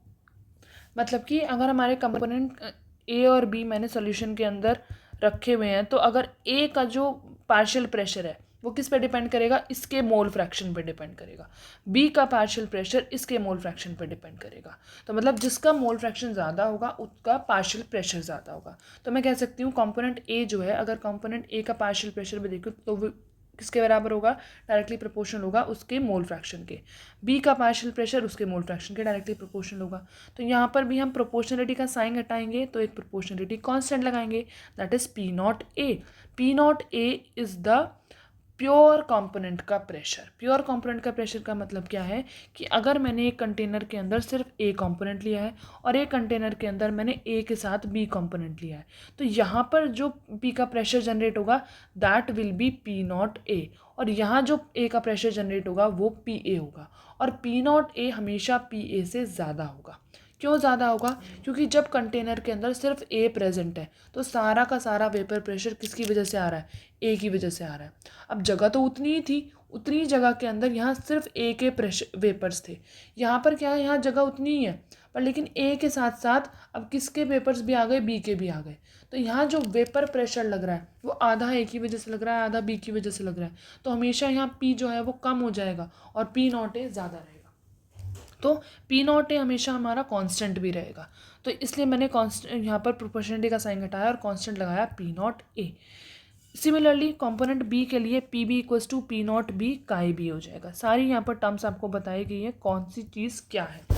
अब जब मैं मिक्सचर की बात कर रही हूँ तो मेरे पास एक टोटल प्रेशर भी आएगा, तो that total pressure will be equal to P A plus P B. और पी ए को मैं उसके टर्म राउट्स लॉ के टर्म्स में लिखूंगी P not A chi A, P B को लिखूंगी पी नॉट बी काई बी। अब मुझे पता है कि जो काई ए और काई बी है ये मोल फ्रैक्शन है मेरे सोल्यूशन के जो कंपोनेंट है उनका, तो दोनों का मोल फ्रैक्शन का सम 1 होता है, ये मुझे पता है। तो मैं क्या कर सकती हूँ, काई ए को सॉल्यूट के टर्म्स में लिख सकती हूँ, 1 माइनस काई बी लिख दिया, पी नॉट बी काई बी, यहाँ से कॉमन लिया तो पी टी आ जाएगा P not A plus chi B bracket में P not B minus P not A. तो ये बहुत इंपॉर्टेंट इक्वेशन है जिससे डायरेक्ट न्यूमेरिकल्स आते हैं। अब इसी इक्वेशन से यहाँ पर ये ग्राफ बनाया गया है। ये ग्राफ क्या कहता है, इस ग्राफ को थोड़ा सा बड़ा कर लेते हैं। चलिए ग्राफ समझेंगे तो ग्राफ को बड़ा कर लिया मैंने, यहाँ पर वापस छोटा कर देंगे बाद में। इस ग्राफ में क्या कहा गया है, यहाँ रख लेते हैं, ठीक है। चलो ये ग्राफ क्या कह रहा है, ये ग्राफ में ये कहा गया है कि जब मैं स्टार्टिंग करूँगी ना अपनी रिएक्शन की स्टार्टिंग करूँगी तो at time equals to T equals to 0 मेरे पास सिर्फ और सिर्फ सॉल्वेंट होगा। तो इसलिए मैंने क्या रखा है, x1 का अमाउंट 1 रखा है और x2 0 है।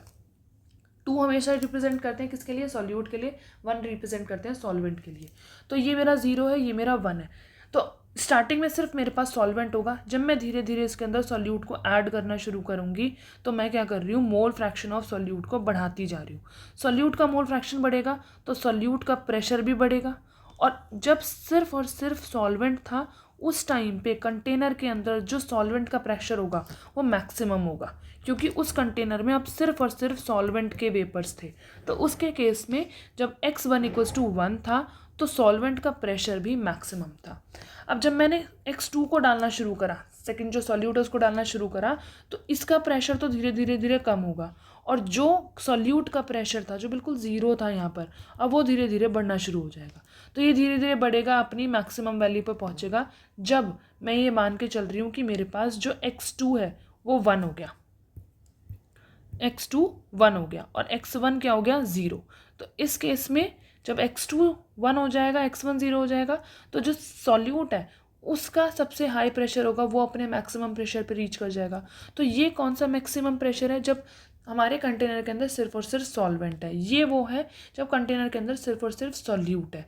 और इसके बीच में कहीं पर आपका टोटल प्रेशर लाई करेगा जब कंटेनर के अंदर दोनों प्रेजेंट होते हैं, 1 भी प्रेजेंट होता है कंपोनेंट और 2 कंपोनेंट भी प्रेजेंट होता है। ठीक है, तो ये वाली जो लाइन है, ये वाली लाइन रिप्रेजेंट करेगी राउट्स लॉ को। तो आई होप आपको ये ग्राफ समझ में आ गया होगा। इसको वापस इसकी जगह रख देते हैं। चलिए आगे हमें पढ़ना है Dalton's law of partial pressure. Dalton's law of partial pressure क्या कहता है, ये कहता है कि जब एक कंटेनर के अंदर एक लिक्विड था, उस लिक्विड के अंदर ए और बी 2 कंपोनेंट्स प्रेजेंट है और वेपर में भी दोनों के ही वेपर्स प्रेजेंट हैं। तो लिक्विड के अंदर क्या इसका मोल फ्रैक्शन होगा, क्या इसका वेपर प्रेशर होगा, वो हमने निकाल लिया। अब वेपर फेज के अंदर जो ए और बी कंपोनेंट है उनका क्या मोल फ्रैक्शन होगा वो मैं कैसे निकालूंगी, तो वो मैं फाइंड आउट करूंगी Dalton's law of partial pressure से। लिक्विड के अंदर जो ए और बी का मोल फ्रैक्शन था दैट इज काई ए एंड काई बी, और वेपर के अंदर जो मोल फ्रैक्शन होगा ए और बी कंपोनेंट का वो होगा Y A and Y B. तो वही मेरे को निकालना है using Dalton's law of partial pressure. तो जो पी ए है that will be equal to Y A P total. P total हमें पता होगा राउट्स लॉ से क्या है, पी ए भी हमें पता होगा राउट्स लॉ से क्या है। मेरे को निकालना है वाई ए। सिमिलरली जब मेरे को वाई बी निकालना होगा तो मेरे को पी बी भी पता होगा और पी टी भी पता होगा राउट्स लॉ से, और मैं वाई बी निकाल लूँगी। So this is the Dalton's law of partial pressure. Let's move towards vapor pressure of solid in liquid solution. ये वाला जो हमने पढ़ा, यहाँ पर राउट्स लॉ कौन सा फॉलो होता है, routes law for volatile liquids, क्योंकि यहाँ दोनों ही कंपोनेंट आपके वॉलेटाइल थे। तो जो टोटल प्रेशर है उसके अंदर दोनों ही कंपोनेंट अपना अपना थोड़ा थोड़ा कंट्रीब्यूशन दे रहे हैं। पर अगर मैं बात करती हूँ कौन से लिक्विड सोल्यूशन की जिनके अंदर लिक्विड सॉल्वेंट है और सॉल्यूट आपका सॉलिड है, और ऐसा सॉलिड है जो कि वॉलेटाइल नहीं है, जो वेपर नहीं बनाता, तो अब जब वो वेपर ही नहीं बनाएगा तो एक कंपोनेंट के अंदर अगर मैंने क्लोज कंटेनर रख दिया और इसमें मैंने ए और बी 2 कंपोनेंट रखे हुए हैं, बी के कोई वेपर ही नहीं बन रहे, पर लेकिन सरफेस पे ए और बी दोनों प्रेजेंट है। सरफेस पे ए के मॉलिक्यूल्स भी हैं, बी के मॉलिक्यूल भी है, पर वेपर सिर्फ और सिर्फ ए के बन रहे हैं। तो यहाँ पर क्या होगा, जिस टेम्परेचर पे पहले ज़्यादा वेपर बन रहे थे, उस टेम्परेचर पे यहाँ पर कम वेपर बनेंगे, क्योंकि टेम्परेचर अगर मैं बढ़ाऊंगी तो सरफेस से तो मॉलिक्यूल्स निकल निकल के जाते हैं, वेपर्स बनाते हैं, पर इस सरफेस पे जो वॉलेटाइल है, वॉलेटाइल के साथ साथ एक नॉन वॉलेटाइल मॉलिक्यूल भी है, तो इसका वेपर बनेगा, इसका वेपर नहीं बनेगा, इसका बनेगा, इसका नहीं बनेगा। तो सेम टेम्परेचर पे क्या होगा, सरफेस पे जो नॉन वॉलेटाइल मॉलिक्यूल्स प्रेजेंट हैं वो वेपर प्रेशर को घटा देंगे, क्योंकि वो खुद तो बन नहीं रहे वेपर्स के अंदर, और दूसरे का सरफेस भी घेर लिया उन्होंने कि दूसरे वेपर बन जाते। तो इस केस में क्या होता है, जब सॉलिड हमारा एज अ सॉल्यूट हमने डाल दिया इन लिक्विड और वो सॉलिड नॉन वोलेटाइल है, तो ये वेपर प्रेशर को घटा देगा। तो वेपर प्रेशर घटने से क्या हो जाता है, अब जिस टेम्परेचर पे पहले सॉल्यूशन बॉयल होना शुरू होता है, अब उस टेम्परेचर पे नहीं बॉयल होना शुरू होगा, थोड़ा आगे जाके होगा। तो उससे क्या होता है, हमारे बॉइलिंग पॉइंट्स चेंज हो जाते हैं। तो ये एक बहुत इंपॉर्टेंट रिलेशन है कि वेपर प्रेशर बॉइलिंग पॉइंट से इन्वर्सली प्रोपोर्शनल होता है। बॉइलिंग पॉइंट क्या है, boiling point is the temperature, वो टेम्परेचर जिस टेम्परेचर पे आपका जो कंटेनर के अंदर वेपर प्रेशर है वो एटमॉस्फेरिक प्रेशर के बराबर हो जाए। अब एटमॉस्फेरिक प्रेशर तो कांस्टेंट है, दैट इज 1 atm। तो आपके कंटेनर के अंदर का जो वेपर प्रेशर है वो जितना जल्दी इसको रीच करेगा, उतना जल्दी यहाँ पर जो लिक्विड है वो बॉयल होना शुरू हो जाएगा, और जो अगर जितना लेट करेगा वेपर प्रेशर तो उतना लेट बॉयल होना शुरू होगा। तो लेट क्यों करेगा, क्योंकि यहाँ पर सॉलिड प्रेजेंट है। तो जब वेपर प्रेशर डिक्रीज हो जाएगा तो टेम्परेचर और चाहिए उसका वेपर प्रेशर को बढ़ाने के लिए, जिससे कि उसके अंदर का वेपर प्रेशर 1 atm के बराबर हो जाए। तो vapour pressure is always inversely proportional to boiling point.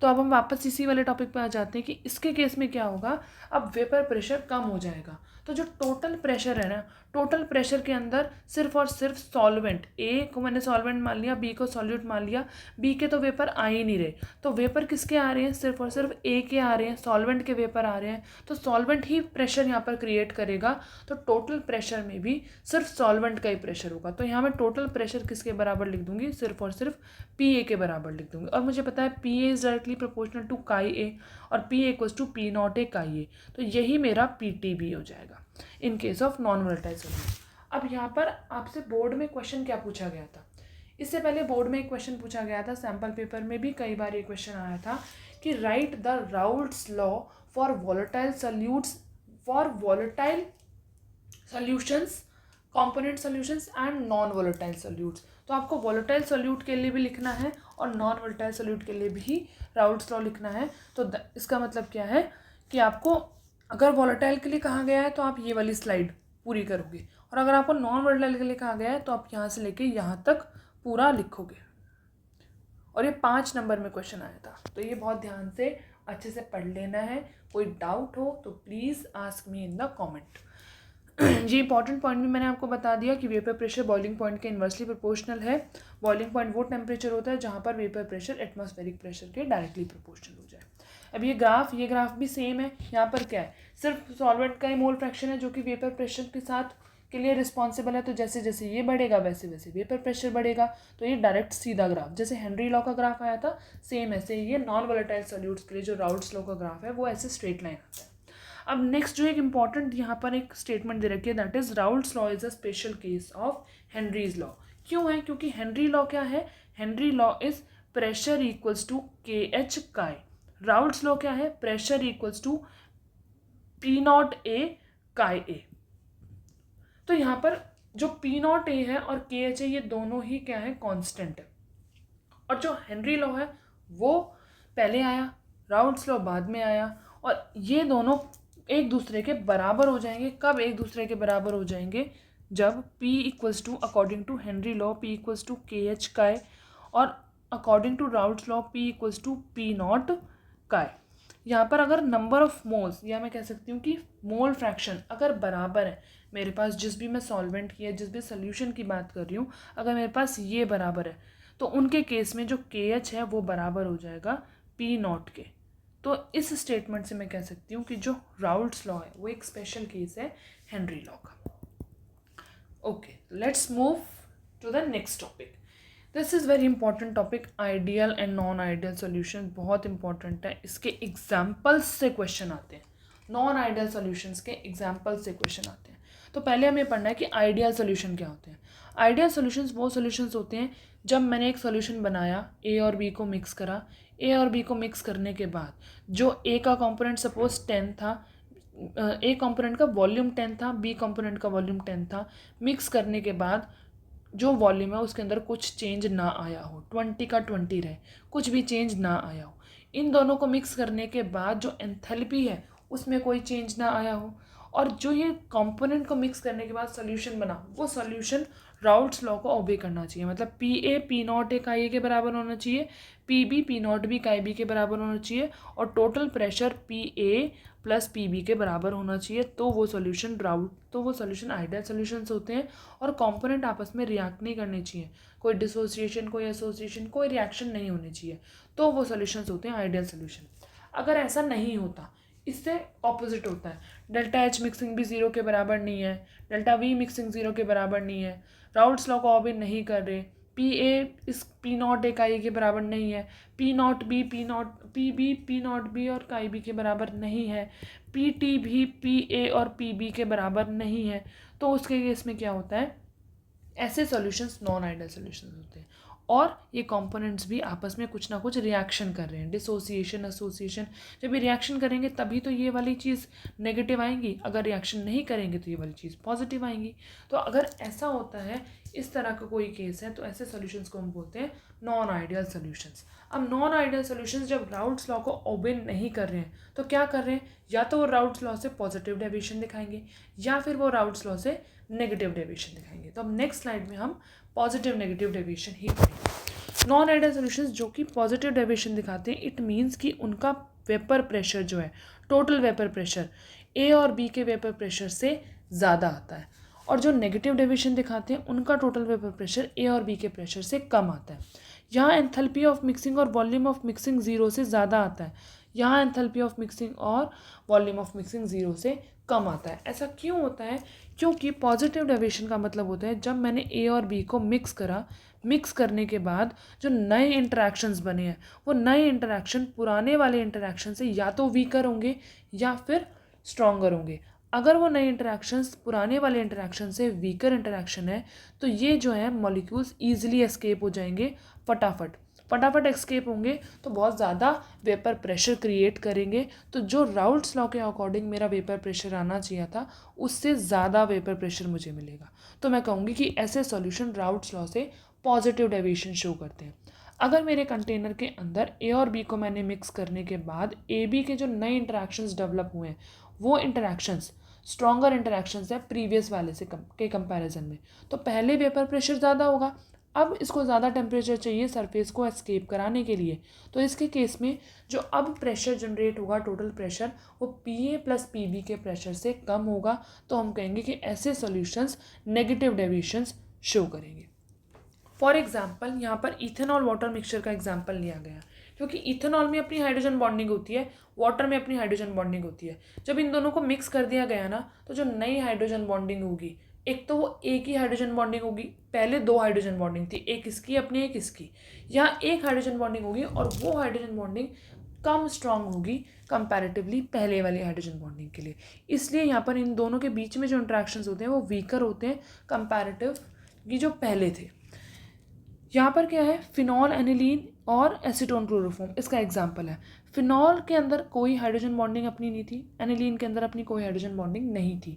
जब इन दोनों को हमने मिक्स किया, तो यहाँ आप देख रहे होंगे कि यहाँ इनके बीच में एक नई हाइड्रोजन बॉन्डिंग जनरेट हुई है, तो नए स्ट्रॉन्ग इंटरेक्शन हो गए। तो अब ये ईजिली सरफेस को एस्केप नहीं करेंगे, तो इनका वेपर प्रेशर कम हो जाएगा और नेगेटिव डेविएशन शो करेंगे। सिमिलरली एसीटोन और क्लोरोफॉर्म है, ये एसीटोन है, इसमें कोई अपनी हाइड्रोजन बॉन्डिंग नहीं है, इसमें कोई हाइड्रोजन बॉन्डिंग नहीं है। दोनों को मिक्स करने पे यहाँ पर इंटरमॉलिक्यूलर हाइड्रोजन बॉन्डिंग होती है, जो कि स्ट्रॉन्गर इंटरेक्शन है, पहले ऐसा इंटरेक्शन नहीं था, तो ये भी नेगेटिव डेविएशन शो करेंगे। इसी के ग्राफ को हम रिप्रेजेंट कर सकते हैं, जैसे हमने ग्राफ पढ़ा था इससे पहले जब राउल्ट्स लॉ पढ़ा था कि ऐसे स्ट्रेट लाइन ग्राफ होता है। अब अगर हम बात, और ये हमारा टोटल प्रेशर हो जाता है, अगर हमारा पॉजिटिव डेविएशन शो करता है राउल्ट्स लॉ से कोई भी सोल्यूशन, तो वो ऊपर की तरफ ग्राफ जाएगा, हर लाइन के ऊपर की तरफ। अगर नेगेटिव डेविएशन शो करता है तो जो स्ट्रेट लाइन थी राउल्ट्स लॉ की, उससे नीचे की तरफ जाएगा, क्योंकि प्रेशर कम हो गया, यहाँ प्रेशर बढ़ गया। तो this is all about the non ideal solution. Example आपको याद रखने आइडियल नॉन आइडियल सोल्यूशन के, ये एग्जाम्पल बहुत इंपॉर्टेंट है, स्टार मार्क कर लो, याद रखो। Next azeotropes. एजियोट्रॉप्स क्या होते हैं, यहाँ से भी एग्जाम्पल से क्वेश्चन आता है, कई बार क्वेश्चन आता है डायरेक्ट की डिफाइन एजियोट्रॉप्स, या एग्जाम्पल दे देंगे तो पूछेंगे ये किस टाइप का एजियोट्रॉप है, तो यहाँ पर भी ध्यान से समझना है। तो एजियोट्रॉप्स होते हैं बाइनरी मिक्सचर जो कि बॉयल होते हैं कांस्टेंट टेम्परेचर पे, जिनका कंपोजिशन सेम होता है लिक्विड और वेपर फेज दोनों के अंदर। मतलब हमने ये पढ़ा है कि हम क्या करते हैं, जब वेपर प्रेशर देखते हैं तो एक क्लोज कंटेनर कर देते हैं और हमने यहाँ लिक्विड भर दिया, इस कंटेनर के अंदर कुछ पोर्शन लिक्विड के अंदर होगा, कुछ पोर्शन वेपर के अंदर होगा। तो ऐसे बाइनरी मिक्सचर जिसके अंदर हमने दो कंपोनेंट को मिक्स किया है और उन कंपोनेंट का कंपोजिशन लिक्विड फेज में और वेपर फेज में दोनों फेज में बराबर है और ये कांस्टेंट टेम्परेचर पर बॉईल करते हैं, तो ऐसे मिक्सचर्स को बोला जाता है एजियोट्रॉप्स। अभी एजियोट्रॉप्स भी दो तरह के हो सकते हैं, एक होता है मिनिमम बॉइलिंग एजियोट्रॉप, एक होता है मैक्सिमम बॉइलिंग एजियोट्रॉप। जो सॉल्यूशंस राउल्ट्स लॉ से पॉजिटिव डेविएशन दिखाते थे वो सारे के सारे मिक्सचर कौन से हो जाएंगे, मिनिमम बॉइलिंग एजियोट्रॉप बनाएंगे, और जो मिक्सचर नेगेटिव डेविएशन दिखाते थे वो सारे के सारे मैक्सिमम बॉइलिंग एजियोट्रॉप हो जाएंगे। एग्जाम्पल याद रखना है इथेनॉल वाटर मिक्सचर और यहाँ पर नाइट्रिक एसिड और वाटर का मिक्सचर। परसेंटेज याद रखनी है, इंपॉर्टेंट, ये बहुत इंपॉर्टेंट है। कई बार ये वाला ही एग्जाम्पल दे के डायरेक्टली पूछा गया है कि किस तरह के एजियोट्रॉप का एग्जाम्पल है, तो याद रखना है this is maximum boiling azeotrope. So this is all about the second part जो हमने सॉलिबिलिटी के अंदर पढ़ना था, हमने वो सारी चीज़ पढ़ ली। अब हम third part of this chapter शुरू करने जा रहे हैं, दैट इज़ कॉलिगेटिव प्रॉपर्टीज़। तो कॉलिगेटिव प्रॉपर्टीज़ क्या होती हैं, वो प्रॉपर्टीज़ होती हैं जो कि डिपेंड करती हैं नंबर ऑफ सॉल्यूट पार्टिकल्स पे, इररेस्पेक्टिव ऑफ देयर नेचर। उन्हें नेचर से कोई फ़र्क नहीं पड़ता, उन्हें ये नहीं फ़र्क पड़ता NaCl डाल रहे हो एज अ सॉल्यूट या KCl डाल रहे हो या KNO3 डाल रहे हो, कितना डाल रहे हो, उस चीज़ से वो प्रॉपर्टीज़ जो चेंज होती हैं सोल्यूशन की, उन प्रॉपर्टीज़ को बोलते हैं हम colligative properties. So there are 4 colligative properties जो हमें स्टडी करनी है इस चैप्टर में। First is relative lowering in vapour pressure, second elevation in boiling point, third depression in freezing point, fourth osmotic pressure. So relative lowering in vapour pressure हमारी पहली colligative property है। Relative lowering in vapour pressure का मतलब क्या है, जो मैंने आपको बताया है कि कॉलिगेटिव प्रॉपर्टीज़ वो प्रॉपर्टीज़ हैं जो कि नंबर ऑफ सॉल्यूट पार्टिकल पे डिपेंड करती हैं, नेचर पे नहीं डिपेंड करती हैं।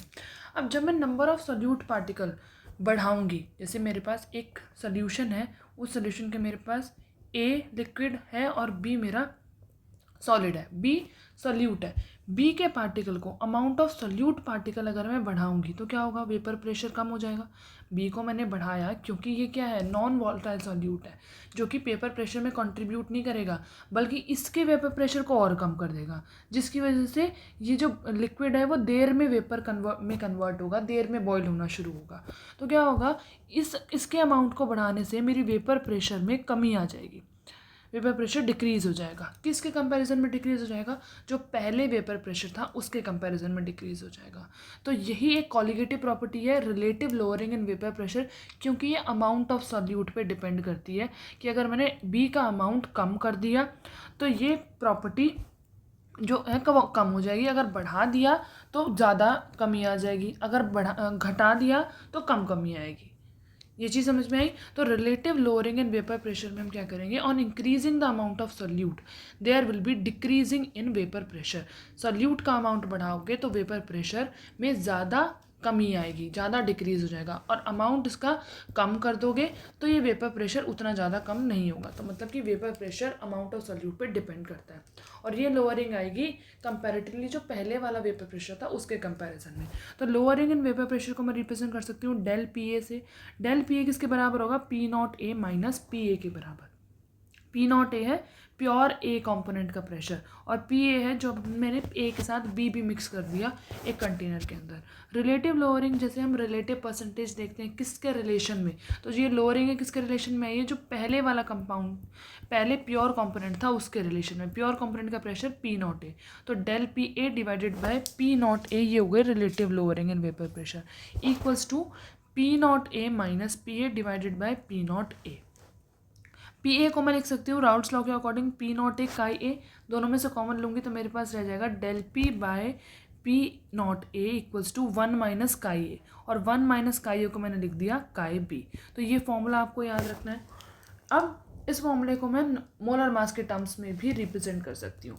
Del P by P not A, chi भी क्या है, मोल फ्रैक्शन ऑफ सोल्यूट है। इसको मैंने number of moles of solute divided by total number of moles में कन्वर्ट कर दिया। अब जो मेरे टोटल नंबर ऑफ मोल्स है ना, नीचे ए और बी के जो मोल्स हैं ये अप्रॉक्सीमेटली ए के मोल्स के बराबर ही होते हैं, क्योंकि बी का अमाउंट बहुत ही कम होगा। तो अगर बी का अमाउंट ना बिल्कुल नेग्लिजिबल है तो N A plus N B को मैं अप्रॉक्सीमेटली एन ए के बराबर ही ले लूँगी। तो del P A divided by P not A equals to आ जाएगा N B by N A के। नंबर ऑफ मोल्स का फॉर्मूला होता है number of moles equals to given mass divided by molar mass. तो number of moles of solute हो जाएगा W B by M B.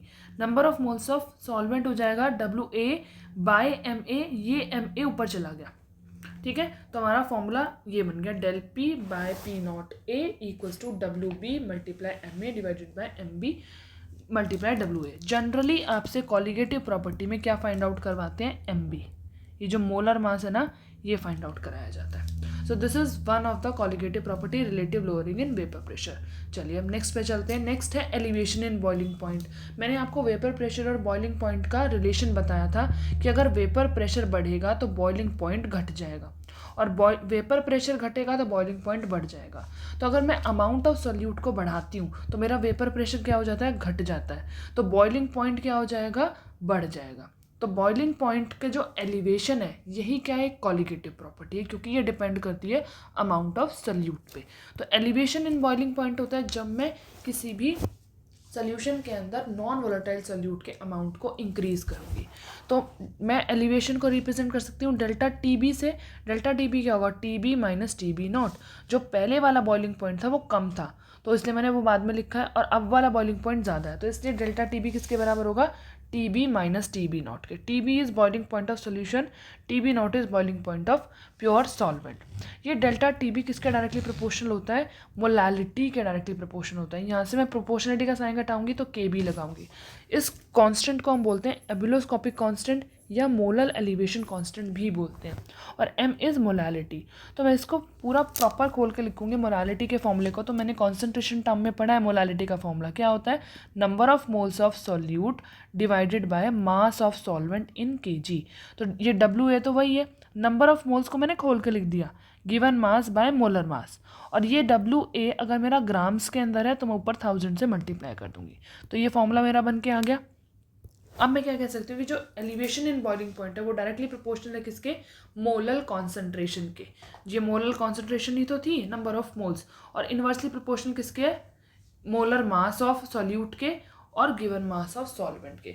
तो जो अगर एलिवेशन इन बॉइलिंग पॉइंट, ये जो कॉलिगेटिव प्रॉपर्टी है, ये कॉलिगेटिव प्रॉपर्टी मोलर मास के इनवर्सली प्रोपोर्शनल है। यहाँ पर भी हम देख सकते हैं जो ये पूरी कॉलिगेटिव प्रॉपर्टी है ये मोलर मास के इनवर्सली प्रोपोर्शनल है। सारी कॉलिगेटिव प्रॉपर्टीज मोलर मास के इनवर्सली प्रोपोर्शनल होंगी हमेशा। ये दूसरी कॉलिगेटिव प्रॉपर्टी हो गई। अब हम इसको इसी कॉलिगेटिव प्रॉपर्टी को ग्राफ से समझ लेते हैं। इस ग्राफ में क्या कहा गया है, इसमें ये कह रखा है कि अगर मैं टेम्परेचर को बढ़ाऊंगी तो मेरा वेपर प्रेशर कैसा होगा, टेम्परेचर बढ़ाने पे वेपर प्रेशर बढ़ना चाहिए, क्योंकि टेम्परेचर बढ़ा रही हूँ तो वेपर और ज़्यादा होंगे तो वेपर प्रेशर बढ़ना चाहिए। तो सपोज़ मैंने क्या किया, इस टेम्परेचर से मैंने सॉल्वेंट को, पहले मैं सिर्फ प्योर सॉल्वेंट की बात कर रही हूँ, इस टेम्परेचर पे मेरा प्योर सॉल्वेंट था। अब मैंने इसका टेम्परेचर बढ़ाना शुरू किया। सपोज़ इस यहाँ पर इसका टेम्परेचर बढ़ाया तो वेपर प्रेशर बढ़ता चला गया। इस पॉइंट पर सॉल्वेंट बॉयल होना शुरू हो गया। तो ये पॉइंट का मतलब कि इस टेम्परेचर पर, तो इस टेम्परेचर को मैंने क्या मान लिया, टी बी नॉट, कि इस टेम्परेचर पे मेरा सॉल्वेंट बॉयल होना शुरू हो गया।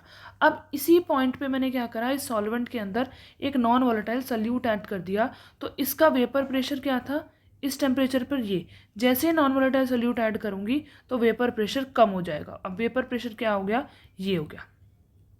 तो अब इस टेम्परेचर से जब मैं सोल्यूशन का टेम्परेचर इंक्रीज़ करूँगी तो ये धीरे धीरे वेपर में कन्वर्ट होना शुरू होगा आगे चलेगा। तो ये पॉइंट आया जिस पॉइंट पर आपका जो एटमॉस्फेरिक प्रेशर था अब एटमॉस्फेरिक प्रेशर वेपर प्रेशर के बराबर हो गया। यहाँ पर सॉल्वेंट के लिए ये वाला पॉइंट था कि इस पॉइंट पे एटमॉस्फेरिक प्रेशर के बराबर हो गया था, तो इसके करॉस्पॉन्डिंग सॉल्वेंट का बॉइलिंग पॉइंट आ गया था। सॉल्यूशन का जब यहाँ बढ़ता बढ़ता जाएगा और सॉल्यूशन का वेपर प्रेशर एटमॉस्फेरिक प्रेशर के बराबर आएगा, तो उसके करॉस्पॉन्डिंग जो पॉइंट आएगा that will be the boiling point of solution. तो मैं ये कह सकती हूँ कि जो बॉइलिंग पॉइंट ऑफ सॉल्यूशन आया है ये टी बी नॉट के कंपैरिजन में ज़्यादा है, ये आगे आया है, ये कुछ ना कुछ ज़्यादा होगा इससे। तो इसलिए मैं क्या कह रही हूँ कि जो डेल्टा टी बी है वो किसके बराबर होगा, T B minus T B naught के, जो कि डायरेक्टली प्रोपोर्शनल होता है मोलालिटी के। और यहीं से हमने ये सारा रिलेशन किया और ये वाला फॉर्मूला फाइंड आउट किया। तो आई होप आपको बहुत अच्छे से ये ग्राफ भी समझ आ गया होगा और पूरी ये कॉलिगेटिव प्रॉपर्टी भी। नेक्स्ट कॉलिगेटिव प्रॉपर्टी है depression in freezing point. Depression in freezing point भी एक कॉलिगेटिव प्रॉपर्टी है। जैसे मैं क्या करूँगी, नॉन वोलेटाइल सॉल्यूट के अमाउंट को बढ़ाऊंगी, तो अगर मेरा बॉइलिंग पॉइंट बढ़ जाता है तो मेरा फ्रीजिंग पॉइंट घट जाएगा। नॉन वोलेटाइल सॉल्यूट के अमाउंट को ऐड करने पे हमेशा फ्रीजिंग पॉइंट घटता है। तो depression in freezing point also depends upon the amount of solute irrespective of the nature. तो ये भी एक कॉलिगेटिव प्रॉपर्टी है जिसको रिप्रेजेंट करूँगी डेल्टा टी एफ से। तो डेल्टा टी एफ क्या होगा, जब ये घट रहा है तो इट मीन्स प्योर वाले का ज़्यादा फ्रीजिंग पॉइंट होगा और अब जो सोल्यूशन बना है उसका फ्रीजिंग पॉइंट कम होगा। तो T naught F is greater than T F. तो delta T F equals to आ गया T F naught minus T F. ये भी डायरेक्टली प्रोपोर्शनल होता है मोलालिटी के। प्रोपोर्शनली का साइन हटाएंगे तो हम यहाँ पर लगाएंगे कांस्टेंट के एफ, जिसको हम बोलते हैं क्रायोस्कोपिक कांस्टेंट और मोलर डिप्रेशन कांस्टेंट भी कहा जाता है। और एम इज़ मोलालिटी। सेम हम इस फॉर्मूले को आगे पूरा खोल के लिखेंगे मोलालिटी के फॉर्मूले को। तो मोलालिटी के फॉर्मूले में number of moles of solute, जो मैंने ऐसे गिवन मास बाय मोलर मास से लिख दिया, divided by given mass of solvent. वो सॉल्वेंट का मास ग्राम्स में है तो 1000 से मल्टीप्लाई कर देंगे। तो ये आंसर आ गया आपका, डेल्टा टी एफ का फॉर्मूला आ गया। यहाँ पर भी आप देख सकते हो कि जो कॉलिगेटिव प्रॉपर्टी है ये मोलर मास के इन्वर्सली प्रोपोर्शनल है, हमेशा ये इन्वर्सली प्रोपोर्शनल होती है। इसी का हम ग्राफ से भी रिप्रेजेंट कर सकते हैं, समझ सकते हैं। जैसे फॉर एग्जांपल मैंने किसी भी एक टेम्परेचर पे, रूम टेम्परेचर पे कोई लिक्विड होता है, फिर हम उसका टेम्परेचर कम करते जाते हैं तब वो फ्रीज होता है। तो मैंने एक लिक्विड सॉल्वेंट ले लिया, सपोज इस टेम्परेचर पे मैंने सॉल्वेंट को लिया और अब मैं इस सॉल्वेंट का टेम्परेचर कम करती जा रही हूँ क्योंकि मुझे इसे फ्रीज़ करना है। तो ये कम होता होता होता सपोज इस पॉइंट पे ये फ्रीज़ होना शुरू हो गया। तो ये कौन सा टेम्परेचर होगा, इसका फ्रीजिंग पॉइंट हो जाएगा प्योर वाले सॉल्वेंट का। अब इसी पॉइंट पे, इसी टेम्परेचर पे मैंने क्या करा, इस सॉल्वेंट के अंदर सॉल्यूट डाल दिया। तो इसका वेपर प्रेशर, सॉल्वेंट का वेपर प्रेशर करस्पॉन्डिंग ये था। इसी पॉइंट पे मैं सॉल्यूट डालूंगी तो इसका वेपर प्रेशर घट जाएगा, करस्पॉन्डिंगली इतना हो जाएगा क्योंकि सॉल्यूट डालते ही वेपर प्रेशर कम हो गया। अब मैं टेम्परेचर को डिक्रीज़ करूँगी तो वेपर प्रेशर कम होता जाएगा होता जाएगा होता जाएगा। और जिस पॉइंट पे ये इस फ्रोज़न सॉल्वेंट वाले ग्राफ को, कर्व को कट करेगा, जहाँ पर फ्रीजिंग पॉइंट इसका अटेन हो जाएगा, तो उस टेम्परेचर को मैं नोट डाउन करूँगी, that will be my T F. तो जो टी एफ आएगा वो टी एफ नोट से कम आएगा, मतलब डिप्रेशन हो जाएगा उसका। टी एफ नॉट ज़्यादा होगा, टी एफ कम आएगा और ज़्यादा नेगेटिव में वैल्यू आएगी। तो इन दोनों का टी एफ और टी एफ नॉट का जो चेंज होगा that is delta T F is equals to T F naught minus T F, जो कि डायरेक्टली प्रोपोर्शनल होता है मोलालिटी का। और उसी से हमारा ये फॉर्मूला आ गया। तो आई होप आपको ये तीनों कॉलिगेटिव प्रॉपर्टी समझ में आ गई होगी। ये कुछ इंपॉर्टेंट फार्मूलाज हैं, अलग फार्मूला जो एनसीईआरटी के अंदर दे रखे हैं, आप इन फार्मूलाज को देख लेना, स्क्रीनशॉट ले सकते हो। इनसे बाकी पूरी एनसीईआरटी में कोई भी न्यूमेरिकल नहीं है, बट स्टिल कॉम्पिटिशन्स में ये न्यूमेरिकल जैसे आ जाते हैं, फॉर्मूला भी आ जाता है और कई बार एमसीक्यू में पूछ लिया जाता है कि 4 फॉर्मूले दे दिए जाएंगे, चूज़ द करेक्ट वन, तो उसमें ये पूछा जा सकता है। तो ये फॉर्मूले आप याद कर लेना। Next colligative property is osmotic pressure. Osmotic pressure colligative property पढ़ने से पहले हमें ऑस्मोसिस का पता होना चाहिए, ये क्या प्रोसेस है। तो ऑस्मोसिस क्या होता है, ऑस्मोसिस एक प्रोसेस है जिसमें सॉल्वेंट मॉलिक्यूल का फ्लो होता है अपनी हाई कॉन्सेंट्रेशन से अपनी लो कॉन्सेंट्रेशन की तरफ थ्रू आ सेमी परमिएबल मेम्ब्रेन।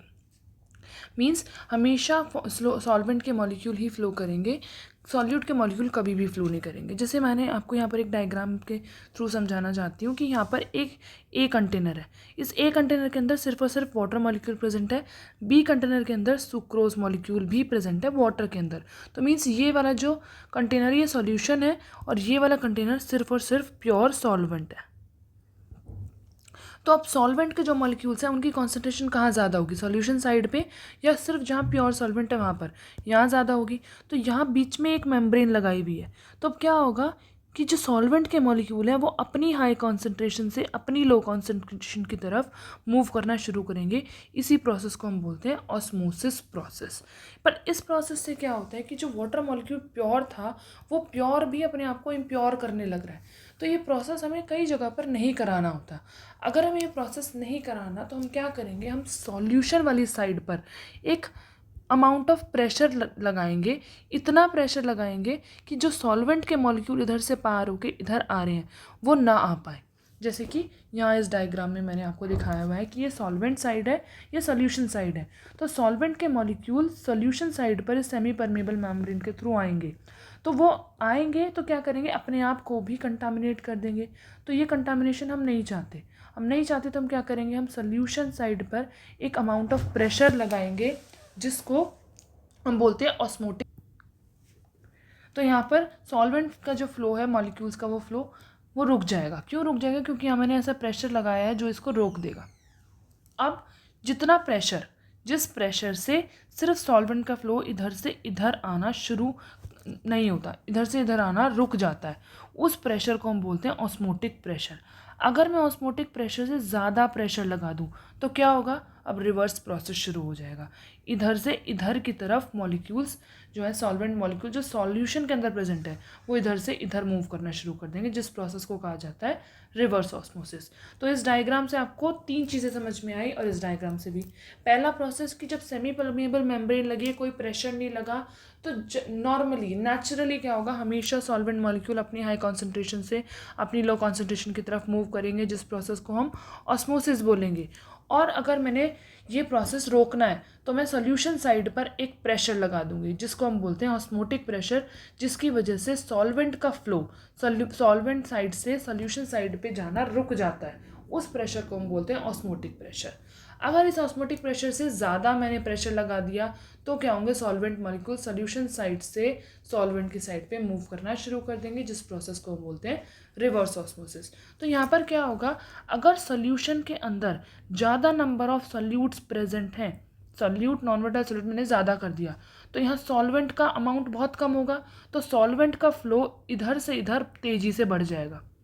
और तेज़ी से बढ़ेगा तो यहाँ ज़्यादा प्रेशर लगाना पड़ेगा इन सॉल्वेंट के फ्लो को रोकने के लिए। तो इनडायरेक्टली क्या हुआ, जैसे ही नंबर ऑफ सॉल्यूट बढ़ गए सॉल्यूशन में तो ऑस्मोटिक प्रेशर भी बढ़ गया।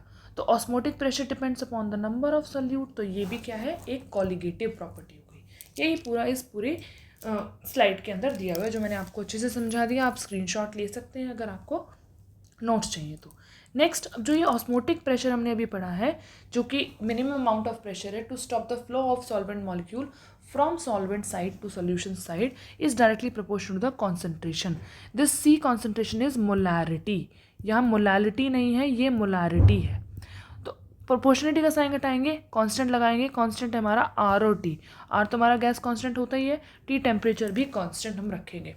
और इस कॉन्सेंट्रेशन को मोलैरिटी कहते हैं। तो मोलैरिटी को मैं खोल के लिखूंगी तो number of moles of solute divided by volume of solution आ जाएगा।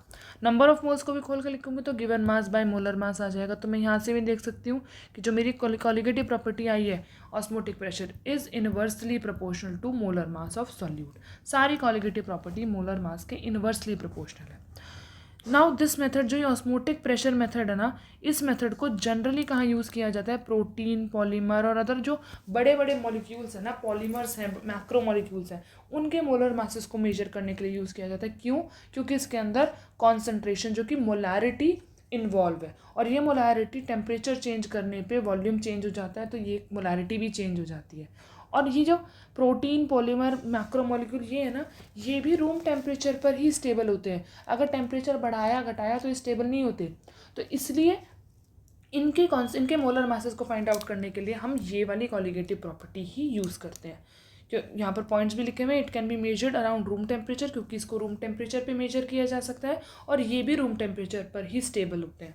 मोलैरिटी को यूज़ किया जाता है मोलैरिटी की जगह, इसलिए भी ऑस्मोटिक प्रेशर यूज़ किया जाता है। और ऑस्मोटिक प्रेशर की वैल्यूज़ बड़ी होती हैं और मेजरेबल होती हैं इवन फॉर डाइल्यूट सॉल्यूशंस के लिए। हम कितने डाइल्यूट सॉल्यूशंस के लिए भी मोलर मास फाइंड आउट कर ले, हम उन सभी के अंदर, बहुत ज़्यादा डाइल्यूट सॉल्यूशंस के अंदर भी हम ऑस्मोटिक प्रेशर से मेथड को यूज़ कर सकते हैं इन मैक्रोमोलिक्यूल्स की मोलर मास फाइंड आउट करने के लिए। So this is all about the colligative properties. अब हम चलेंगे वॉन्ट ऑफ फैक्टर की तरफ। वॉन्ट ऑफ फैक्टर से पहले हमें पढ़ना है एबनॉर्मल मोलर मास। एबनॉर्मल मोलर मासेस का मतलब क्या है? एबनॉर्मल, ये रिवर्स ऑस्मोसिस भी मैंने आपको समझा दिया। जब मेरे को सॉल्यूशन साइड पे ज़्यादा प्रेशर लगाना पड़ जाए, इतना प्रेशर लगाना पड़ जाए कि जो सॉल्यूशन के सॉल्वेंट मॉलिक्यूल हैं वो इधर की तरफ सॉल्यूशन के जो सॉल्वेंट मॉलिक्यूल्स हैं वो प्योर सॉल्वेंट की तरफ फ्लो करना शुरू कर दे। तो ये भी हम पढ़ चुके हैं। रिवर्स ऑस्मोसिस जो हमारे घरों में आरओ लगी होती है, उन आरओ में ये वाला प्रोसेस चलता है। ये कुछ क्यूरियस क्वेश्चंस हैं जिनका आप स्क्रीनशॉट ले सकते हो और खुद से पढ़ सकते हो। क्वेश्चन क्या है कि salt water fish die when they are suddenly transfer to a fresh water aquarium. मतलब सी वाटर के अंदर जो फिश होती है, जब उनको एक्वेरियम में ट्रांसफ़र करते हैं तो वो मर जाती हैं कई बार। क्यों मर जाती है? क्योंकि वाटर जो है एक्वेरियम के अंदर वो मूव करता है उनकी सेल मेम्ब्रेन के अंदर, और उसमें सॉल्यूशन है, मतलब जो वाटर उनके अंदर है उसके अंदर सॉल्ट प्रेजेंट है। तो जो वाटर की कंसनट्रेशन है वो रप्चर कर देती है सेल मेम्ब्रेन्स को। किस तरह से रप्चर? क्योंकि जो एक्वेरियम है उसमें जो पानी रखा हुआ है वो प्योर वाटर है, और जो फिशेस के ब्लड स्ट्रीम में जो पानी दौड़ रहा है वो एक सोल्यूशन है, क्योंकि उसमें वाटर के अंदर सॉल्ट भी प्रेजेंट है।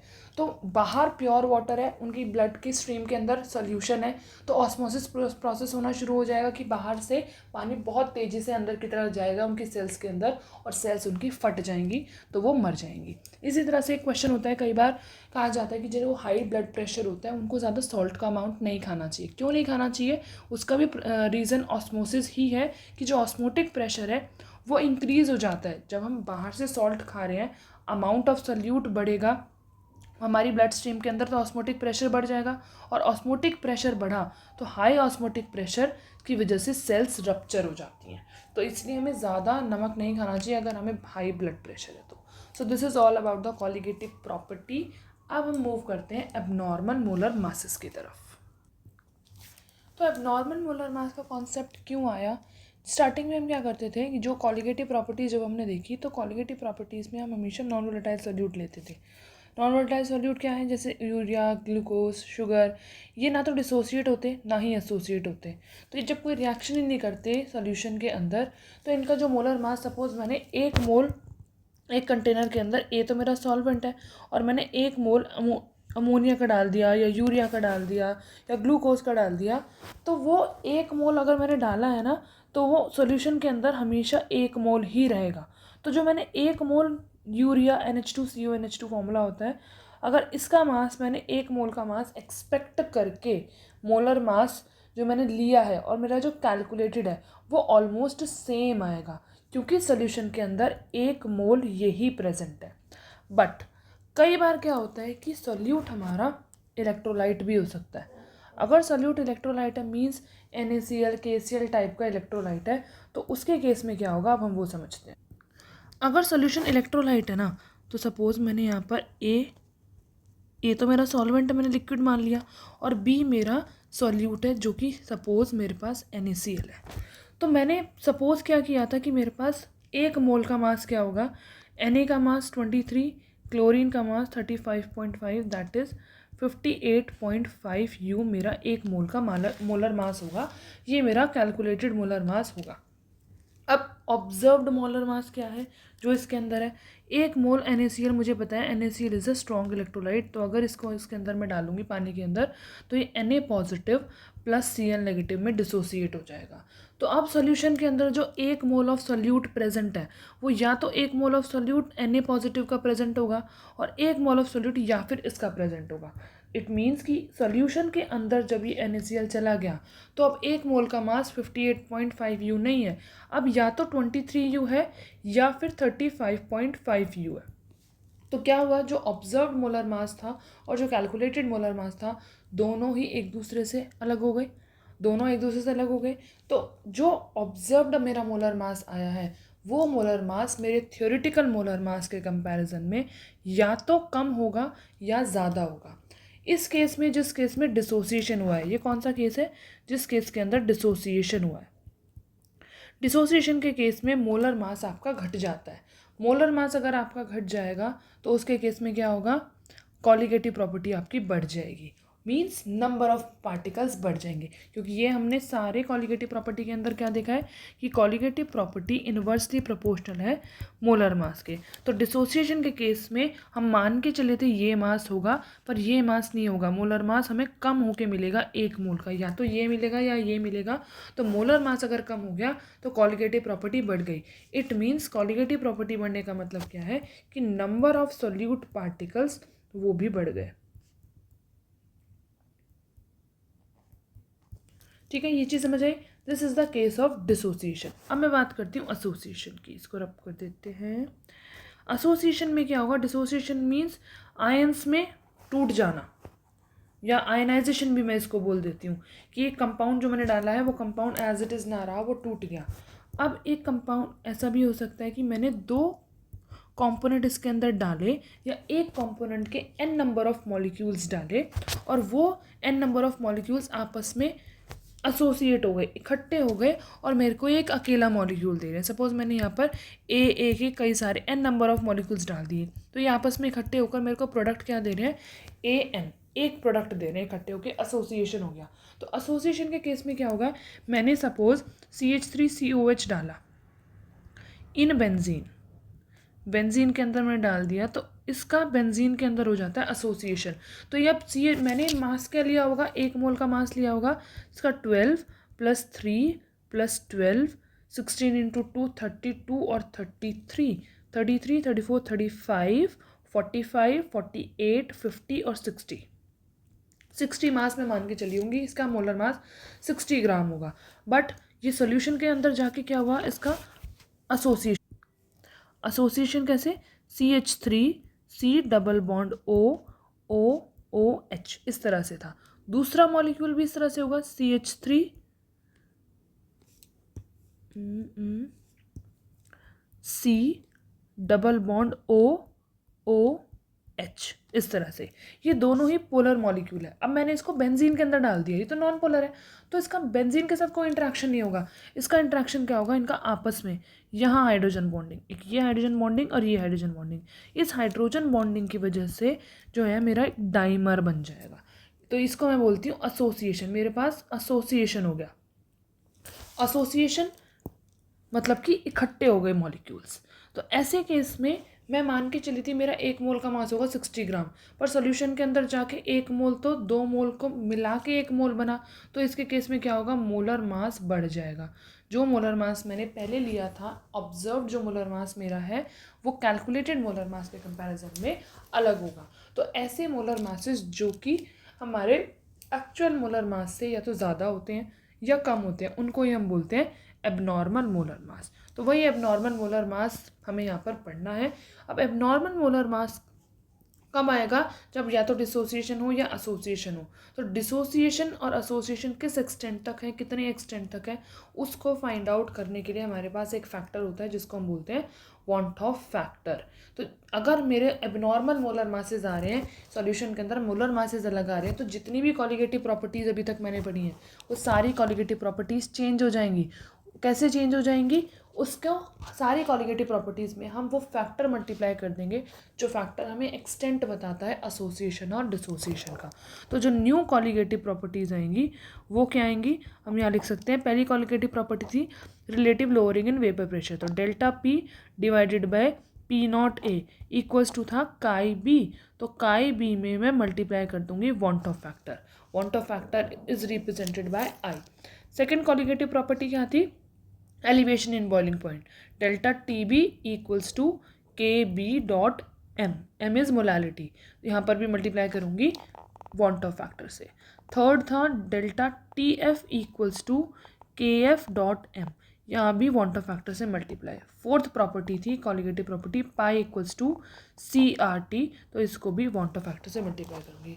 तो अब ये मेरी न्यू कॉलिगेटिव प्रॉपर्टी या मैं कह सकती हूँ मॉडिफाइड कॉलिगेटिव प्रॉपर्टीज़ आ गई कि अब आगे जब भी मैं क्वेश्चन सॉल्व करूँगी और मुझे इलेक्ट्रोलाइट के जैसा कोई सॉल्यूट दे रखा है, नॉन वोलेटाइल सॉल्यूट नहीं है, इलेक्ट्रोलाइट जैसा सॉल्यूट है जो रिएक्शन करता है सॉल्यूशन के अंदर जाके, तब मैं ये वाली कॉलिगेटिव प्रॉपर्टीज़ यूज़ करूँगी। अब मेरा टास्क है टू फाइंड आउट आई। ये आई क्या है इसको फाइंड आउट करना। तो ये आई है वांट ऑफ फैक्टर। कैसे फाइंड आउट करते हैं चलिए देखते हैं नेक्स्ट स्लाइड में। सो want Hoff factor accounts for extent of dissociation and association. कितना कोई भी जो इलेक्ट्रोलाइट है वो एसोसिएट हो रहा है या डिसोसिएट हो रहा है, कोई भी सब्सटेंस जो नॉन वोलेटाइल नहीं है वो एसोसिएट हो रहा है डिसोसिएट हो रहा है, कितने एक्सटेंट तक हो रहा है वो हम आई से निकालेंगे। एसोसिएशन और डिसोसिएशन होने पर नंबर ऑफ पार्टिकल्स चेंज होंगे तो कॉलिगेटिव प्रॉपर्टी भी चेंज होंगे और मोलर मासेस भी चेंज होंगे। अगर नंबर ऑफ पार्टिकल बढ़ते हैं तो मोलर मास घट जाएगा, कॉलिगेटिव प्रॉपर्टी बढ़ जाएंगी एंड वाइस वर्सा मीन्स अगर नंबर ऑफ पार्टिकल्स घट गए तो मोलर मासेस बढ़ जाएंगे, कॉलिगेटिव प्रॉपर्टी घट जाएंगी। मोलर मास और कॉलिगेटिव प्रॉपर्टी का अलग अलग मतलब इनवर्स प्रोपोर्शनल है। हेंस हम क्या कह सकते हैं कि जो मोलर मास है वो कॉलिगेटिव प्रॉपर्टी के इन्वर्सली प्रोपोर्शनल है। ये हमने सारी कॉलिगेटिव प्रॉपर्टी के फॉर्मूले में भी देखा है। जब मैं डिसोसिएशन की बात करूँगी उसके केस में जो मेरा वांट ऑफ फैक्टर है हमेशा 1 से बड़ा आएगा, ये चीज़ याद रखने की है। जब मैं एसोसिएशन की बात करूँगी तो वांट ऑफ फैक्टर 1 से छोटा आएगा। अगर कोई एसोसिएशन या डिसोसिएशन नहीं हो रहा तो उसके केस में आई 1 आ जाए। तो कोई अगर एसोसिएशन और डिसोसिएशन नहीं होता तो आई इक्वल्स टू 1 हो जाएगा। इसीलिए जो मैंने इससे पहले न्यू मॉडिफाइड कॉलिगेटिव प्रॉपर्टी लिखी है, अगर कोई एसोसिएशन डिसोसिएशन नहीं होगा आई 1 हो जाएगा, तो सेम पहले वाली कॉलिगेटिव प्रॉपर्टी आ जाएंगी। वो उसी के लिए थी जब हमारा सॉल्यूट नॉन वोलेटाइल हो, कोई रिएक्शन ना करे। तो आई को हम डिफाइन कर सकते हैं as the ratio of normal molar mass to abnormal molar mass, या मोलर मास जैसे कॉलिगेटिव प्रॉपर्टी से रिलेटेड है तो मैं फॉर्मूला भी इसको रिलेट कर सकती हूँ। अगर मोलर मास के टर्म्स में है तो कॉलिगेटिव प्रॉपर्टी के टर्म्स में भी हो सकता है कि i equals to observed colligative property divided by calculative colligative property.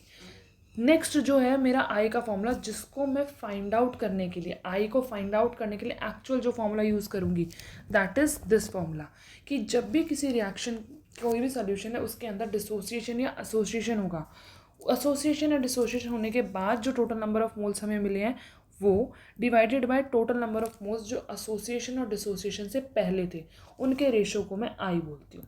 तो ये फॉर्मूला हमारा यूज़ होगा जब मैं आगे दोनों केसेस की बात करूँगी, एसोसिएशन और डिसोसिएशन। तो चलिए हम बात करते हैं नेक्स्ट डिसोसिएशन प्रोसेस की। पहला केस ले लिया हमने डिसोसिएशन की। अगर जो हमारा सॉल्यूट है वो डिसोसिएट हो रहा है तो उसके केस में क्या होगा। पहली बात तो डिसोसिएशन किसका हो सकता है, सिर्फ और सिर्फ इलेक्ट्रोलाइट का। इलेक्ट्रोलाइट आपके स्ट्रॉन्ग भी हो सकते हैं, वीक भी हो सकते हैं। स्ट्रॉन्ग इलेक्ट्रोलाइट वो इलेक्ट्रोलाइट है जहाँ 100% आयनाइजेशन होगा, 100% डिसोसिएशन होगा, तो डिग्री ऑफ आयनाइजेशन 1 हो जाएगी। फॉर एग्जाम्पल मैंने NaCl ले लिया तो NaCl Na positive Cl negative में डिसोसिएट हो जाएगा या आयनाइज हो जाएगा। तो सपोज मैं टाइम इक्वल्स टू 0 की बात करती हूँ, उस केस में मेरे पास सिर्फ और सिर्फ पहले 1 मोल NaCl का था, इनका कुछ भी नहीं था, ख़त्म, 0 था। कुछ टाइम बाद क्या होगा, इसका 0 हो जाएगा, ये सारा का सारा इधर आयनाइज हो जाएगा, क्योंकि स्ट्रॉन्ग इलेक्ट्रोलाइट है तो अल्फा 1 कंप्लीटली आयनाइज हो जाएगा। तो इसका 1 मोल इसका 1 मोल देगा, इसका 1 मोल देगा। तो अगर मैंने इसका 1 मोल लेके चली थी तो कुछ टाइम बाद इसका 0 हो जाएगा और इसका 1 और इसका 1 बनेगा। आई फाइंड आउट करने के लिए मेरे को कौन सा फॉर्मूला यूज़ करना है, number of moles after dissociation कितने बचे, बिफोर डिसोसिएशन कितने थे। आफ्टर डिसोसिएशन ये टोटल 0 + 1 + 1 टोटल कितने हुए 2। बिफोर डिसोसिएशन ये वाले ये जो थे ये कौन से हैं 1 0 0, तो नीचे 1 आ गया, तो आई की वैल्यू क्या आ गई 2 आ गई। तो मैं डायरेक्टली क्या कह सकती हूँ कि मेरा 1 मोल ने डिसोसिएट होकर 2 आयंस दिए थे और 2 ही मेरा आई भी आया है। तो मैं डायरेक्टली एक लाइन लिख सकती हूँ कि स्ट्रॉन्ग इलेक्ट्रोलाइट के केस में जो वांट ऑफ फैक्टर है वो किसके बराबर होगा, नंबर ऑफ आयंस के ही बराबर होगा जिन आयंस में इलेक्ट्रोलाइट डिसोसिएट हो रहा है। अगर इलेक्ट्रोलाइट 4 आयन में डिसोसिएट हो रहा है तो आई विल बी 4। अगर इलेक्ट्रोलाइट 3 आयन में डिसोसिएट हो रहा है तो I will be 3। For example जैसे H2SO4 है तो H2SO4 को अगर मैं डिसोसिएट करूँगी तो 2H पॉजिटिव और SO4 2 नेगेटिव आएगा। तो कितने नंबर ऑफ आयंस आए, 3 आए। तो इसके लिए अगर मेरा इलेक्ट्रोलाइट H2SO4 है तो I इक्वल्स टू 3 हो जाएगा। आपको सिंपल कुछ नहीं करना, स्ट्रॉन्ग इलेक्ट्रोलाइट के केस में जितने नंबर ऑफ आयंस होंगे उतना ही आपको I ले लेना है। अब हम नेक्स्ट बात करते हैं वीक इलेक्ट्रोलाइट के लिए। वीक इलेक्ट्रोलाइट के केस में क्या होता है, यहाँ पर कंप्लीट डिसोसिएशन नहीं होता, यहाँ पर पार्शियल डिसोसिएशन होता है। पार्शियल डिसोसिएशन मतलब कि 30% 40% डिसोसिएट हो गया, बाकी कुछ एज इट इज़ रह गया। तो सपोज़ अगर मैं यहाँ पर बात करती हूँ कि मैंने t इक्वल्स टू 0 टाइम पर इसका 1 मोल ले रखा था, तो इसका कुछ भी मोल नहीं थे, कुछ भी मोल इसके नहीं थे। After some time t equals to T time पे क्या हुआ, इसके कुछ ना कुछ मोल्स जो है वो डिसोसिएट होने लग गए। तो सपोज हमने मान लिया कि अल्फ़ा इसकी डिग्री ऑफ डिसोसिएशन थी, तो अल्फ़ा मोल्स इसके डिसोसिएट हो गए होंगे। तो एक मोल से देखो कितने बन रहे हैं, n मोल बन रहे हैं। तो अगर मैं अल्फ़ा डिसोसिएट कराऊंगी तो कितना बनेगा, n अल्फ़ा बन जाएगा, n अल्फ़ा बनेगा।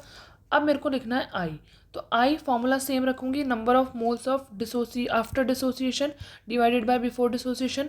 तो आफ्टर डिसोसिएशन कितने हैं, 1 minus alpha plus n alpha, तो ऊपर लिखूंगी 1 minus alpha plus n alpha.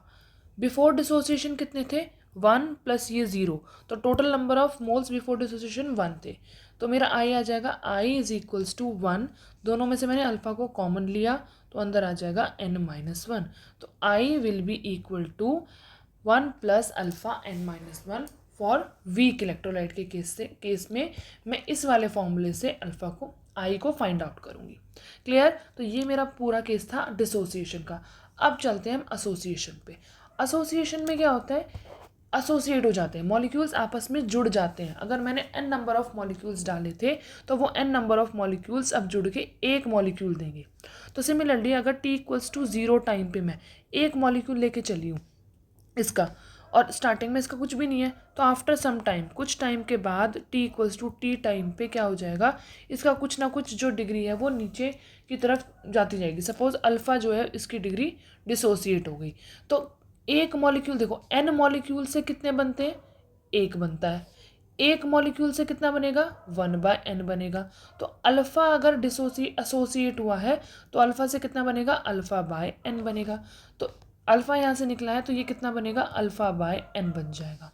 अब मुझे फाइंड आउट करना है I, तो I का same formula, total number of moles after dissociation या association divided by before association. तो आफ्टर एसोसिएशन कौन से हैं, ये वाले, that is 1 minus alpha plus alpha divided by total number of moles before dissociation कौन से हैं, ये हैं। टोटल कितने हो गए, 1। तो I इज इक्वल्स टू आ जाएगा एसोसिएशन के केस में 1 माइनस अल्फ़ा को कॉमन ले लो यहाँ से, ये आ जाएगा, प्लस अल्फ़ा को कॉमन लेंगे तो 1/n माइनस 1।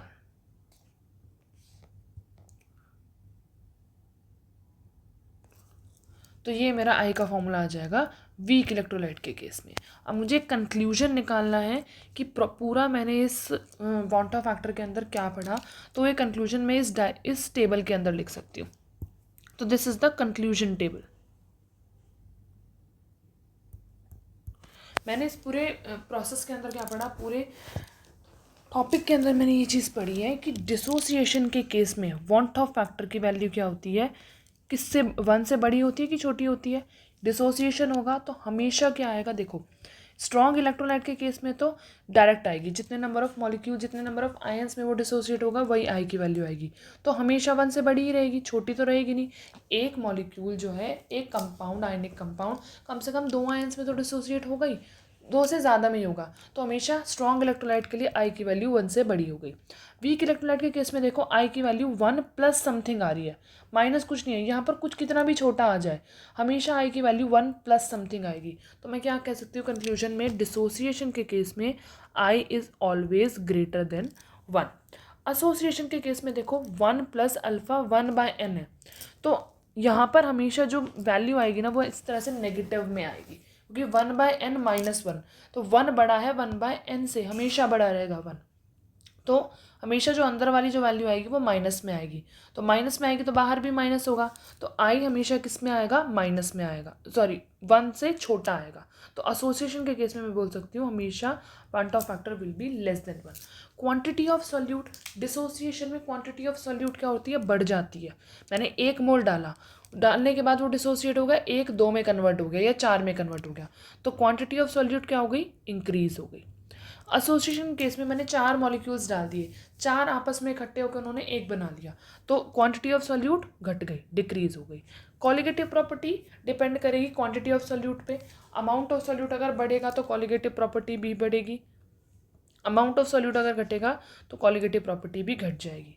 अब molar mass is inversely proportional to colligative property, तो अगर कॉलिगेटिव प्रॉपर्टी बढ़ रही है तो इसका मोलर मास घट जाएगा, इसकी कॉलिगेटिव प्रॉपर्टी घट रही है तो इसका मोलर मास बढ़ जाएगा। तो आपको ये टेबल याद रखनी है।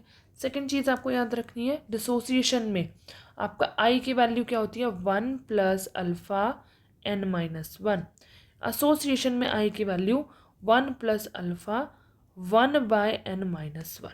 ये दो चीज़ आपको अच्छे से याद रखनी है, तो आपका ये पूरा वांट ऑफ फैक्टर इजीली हो जाएगा।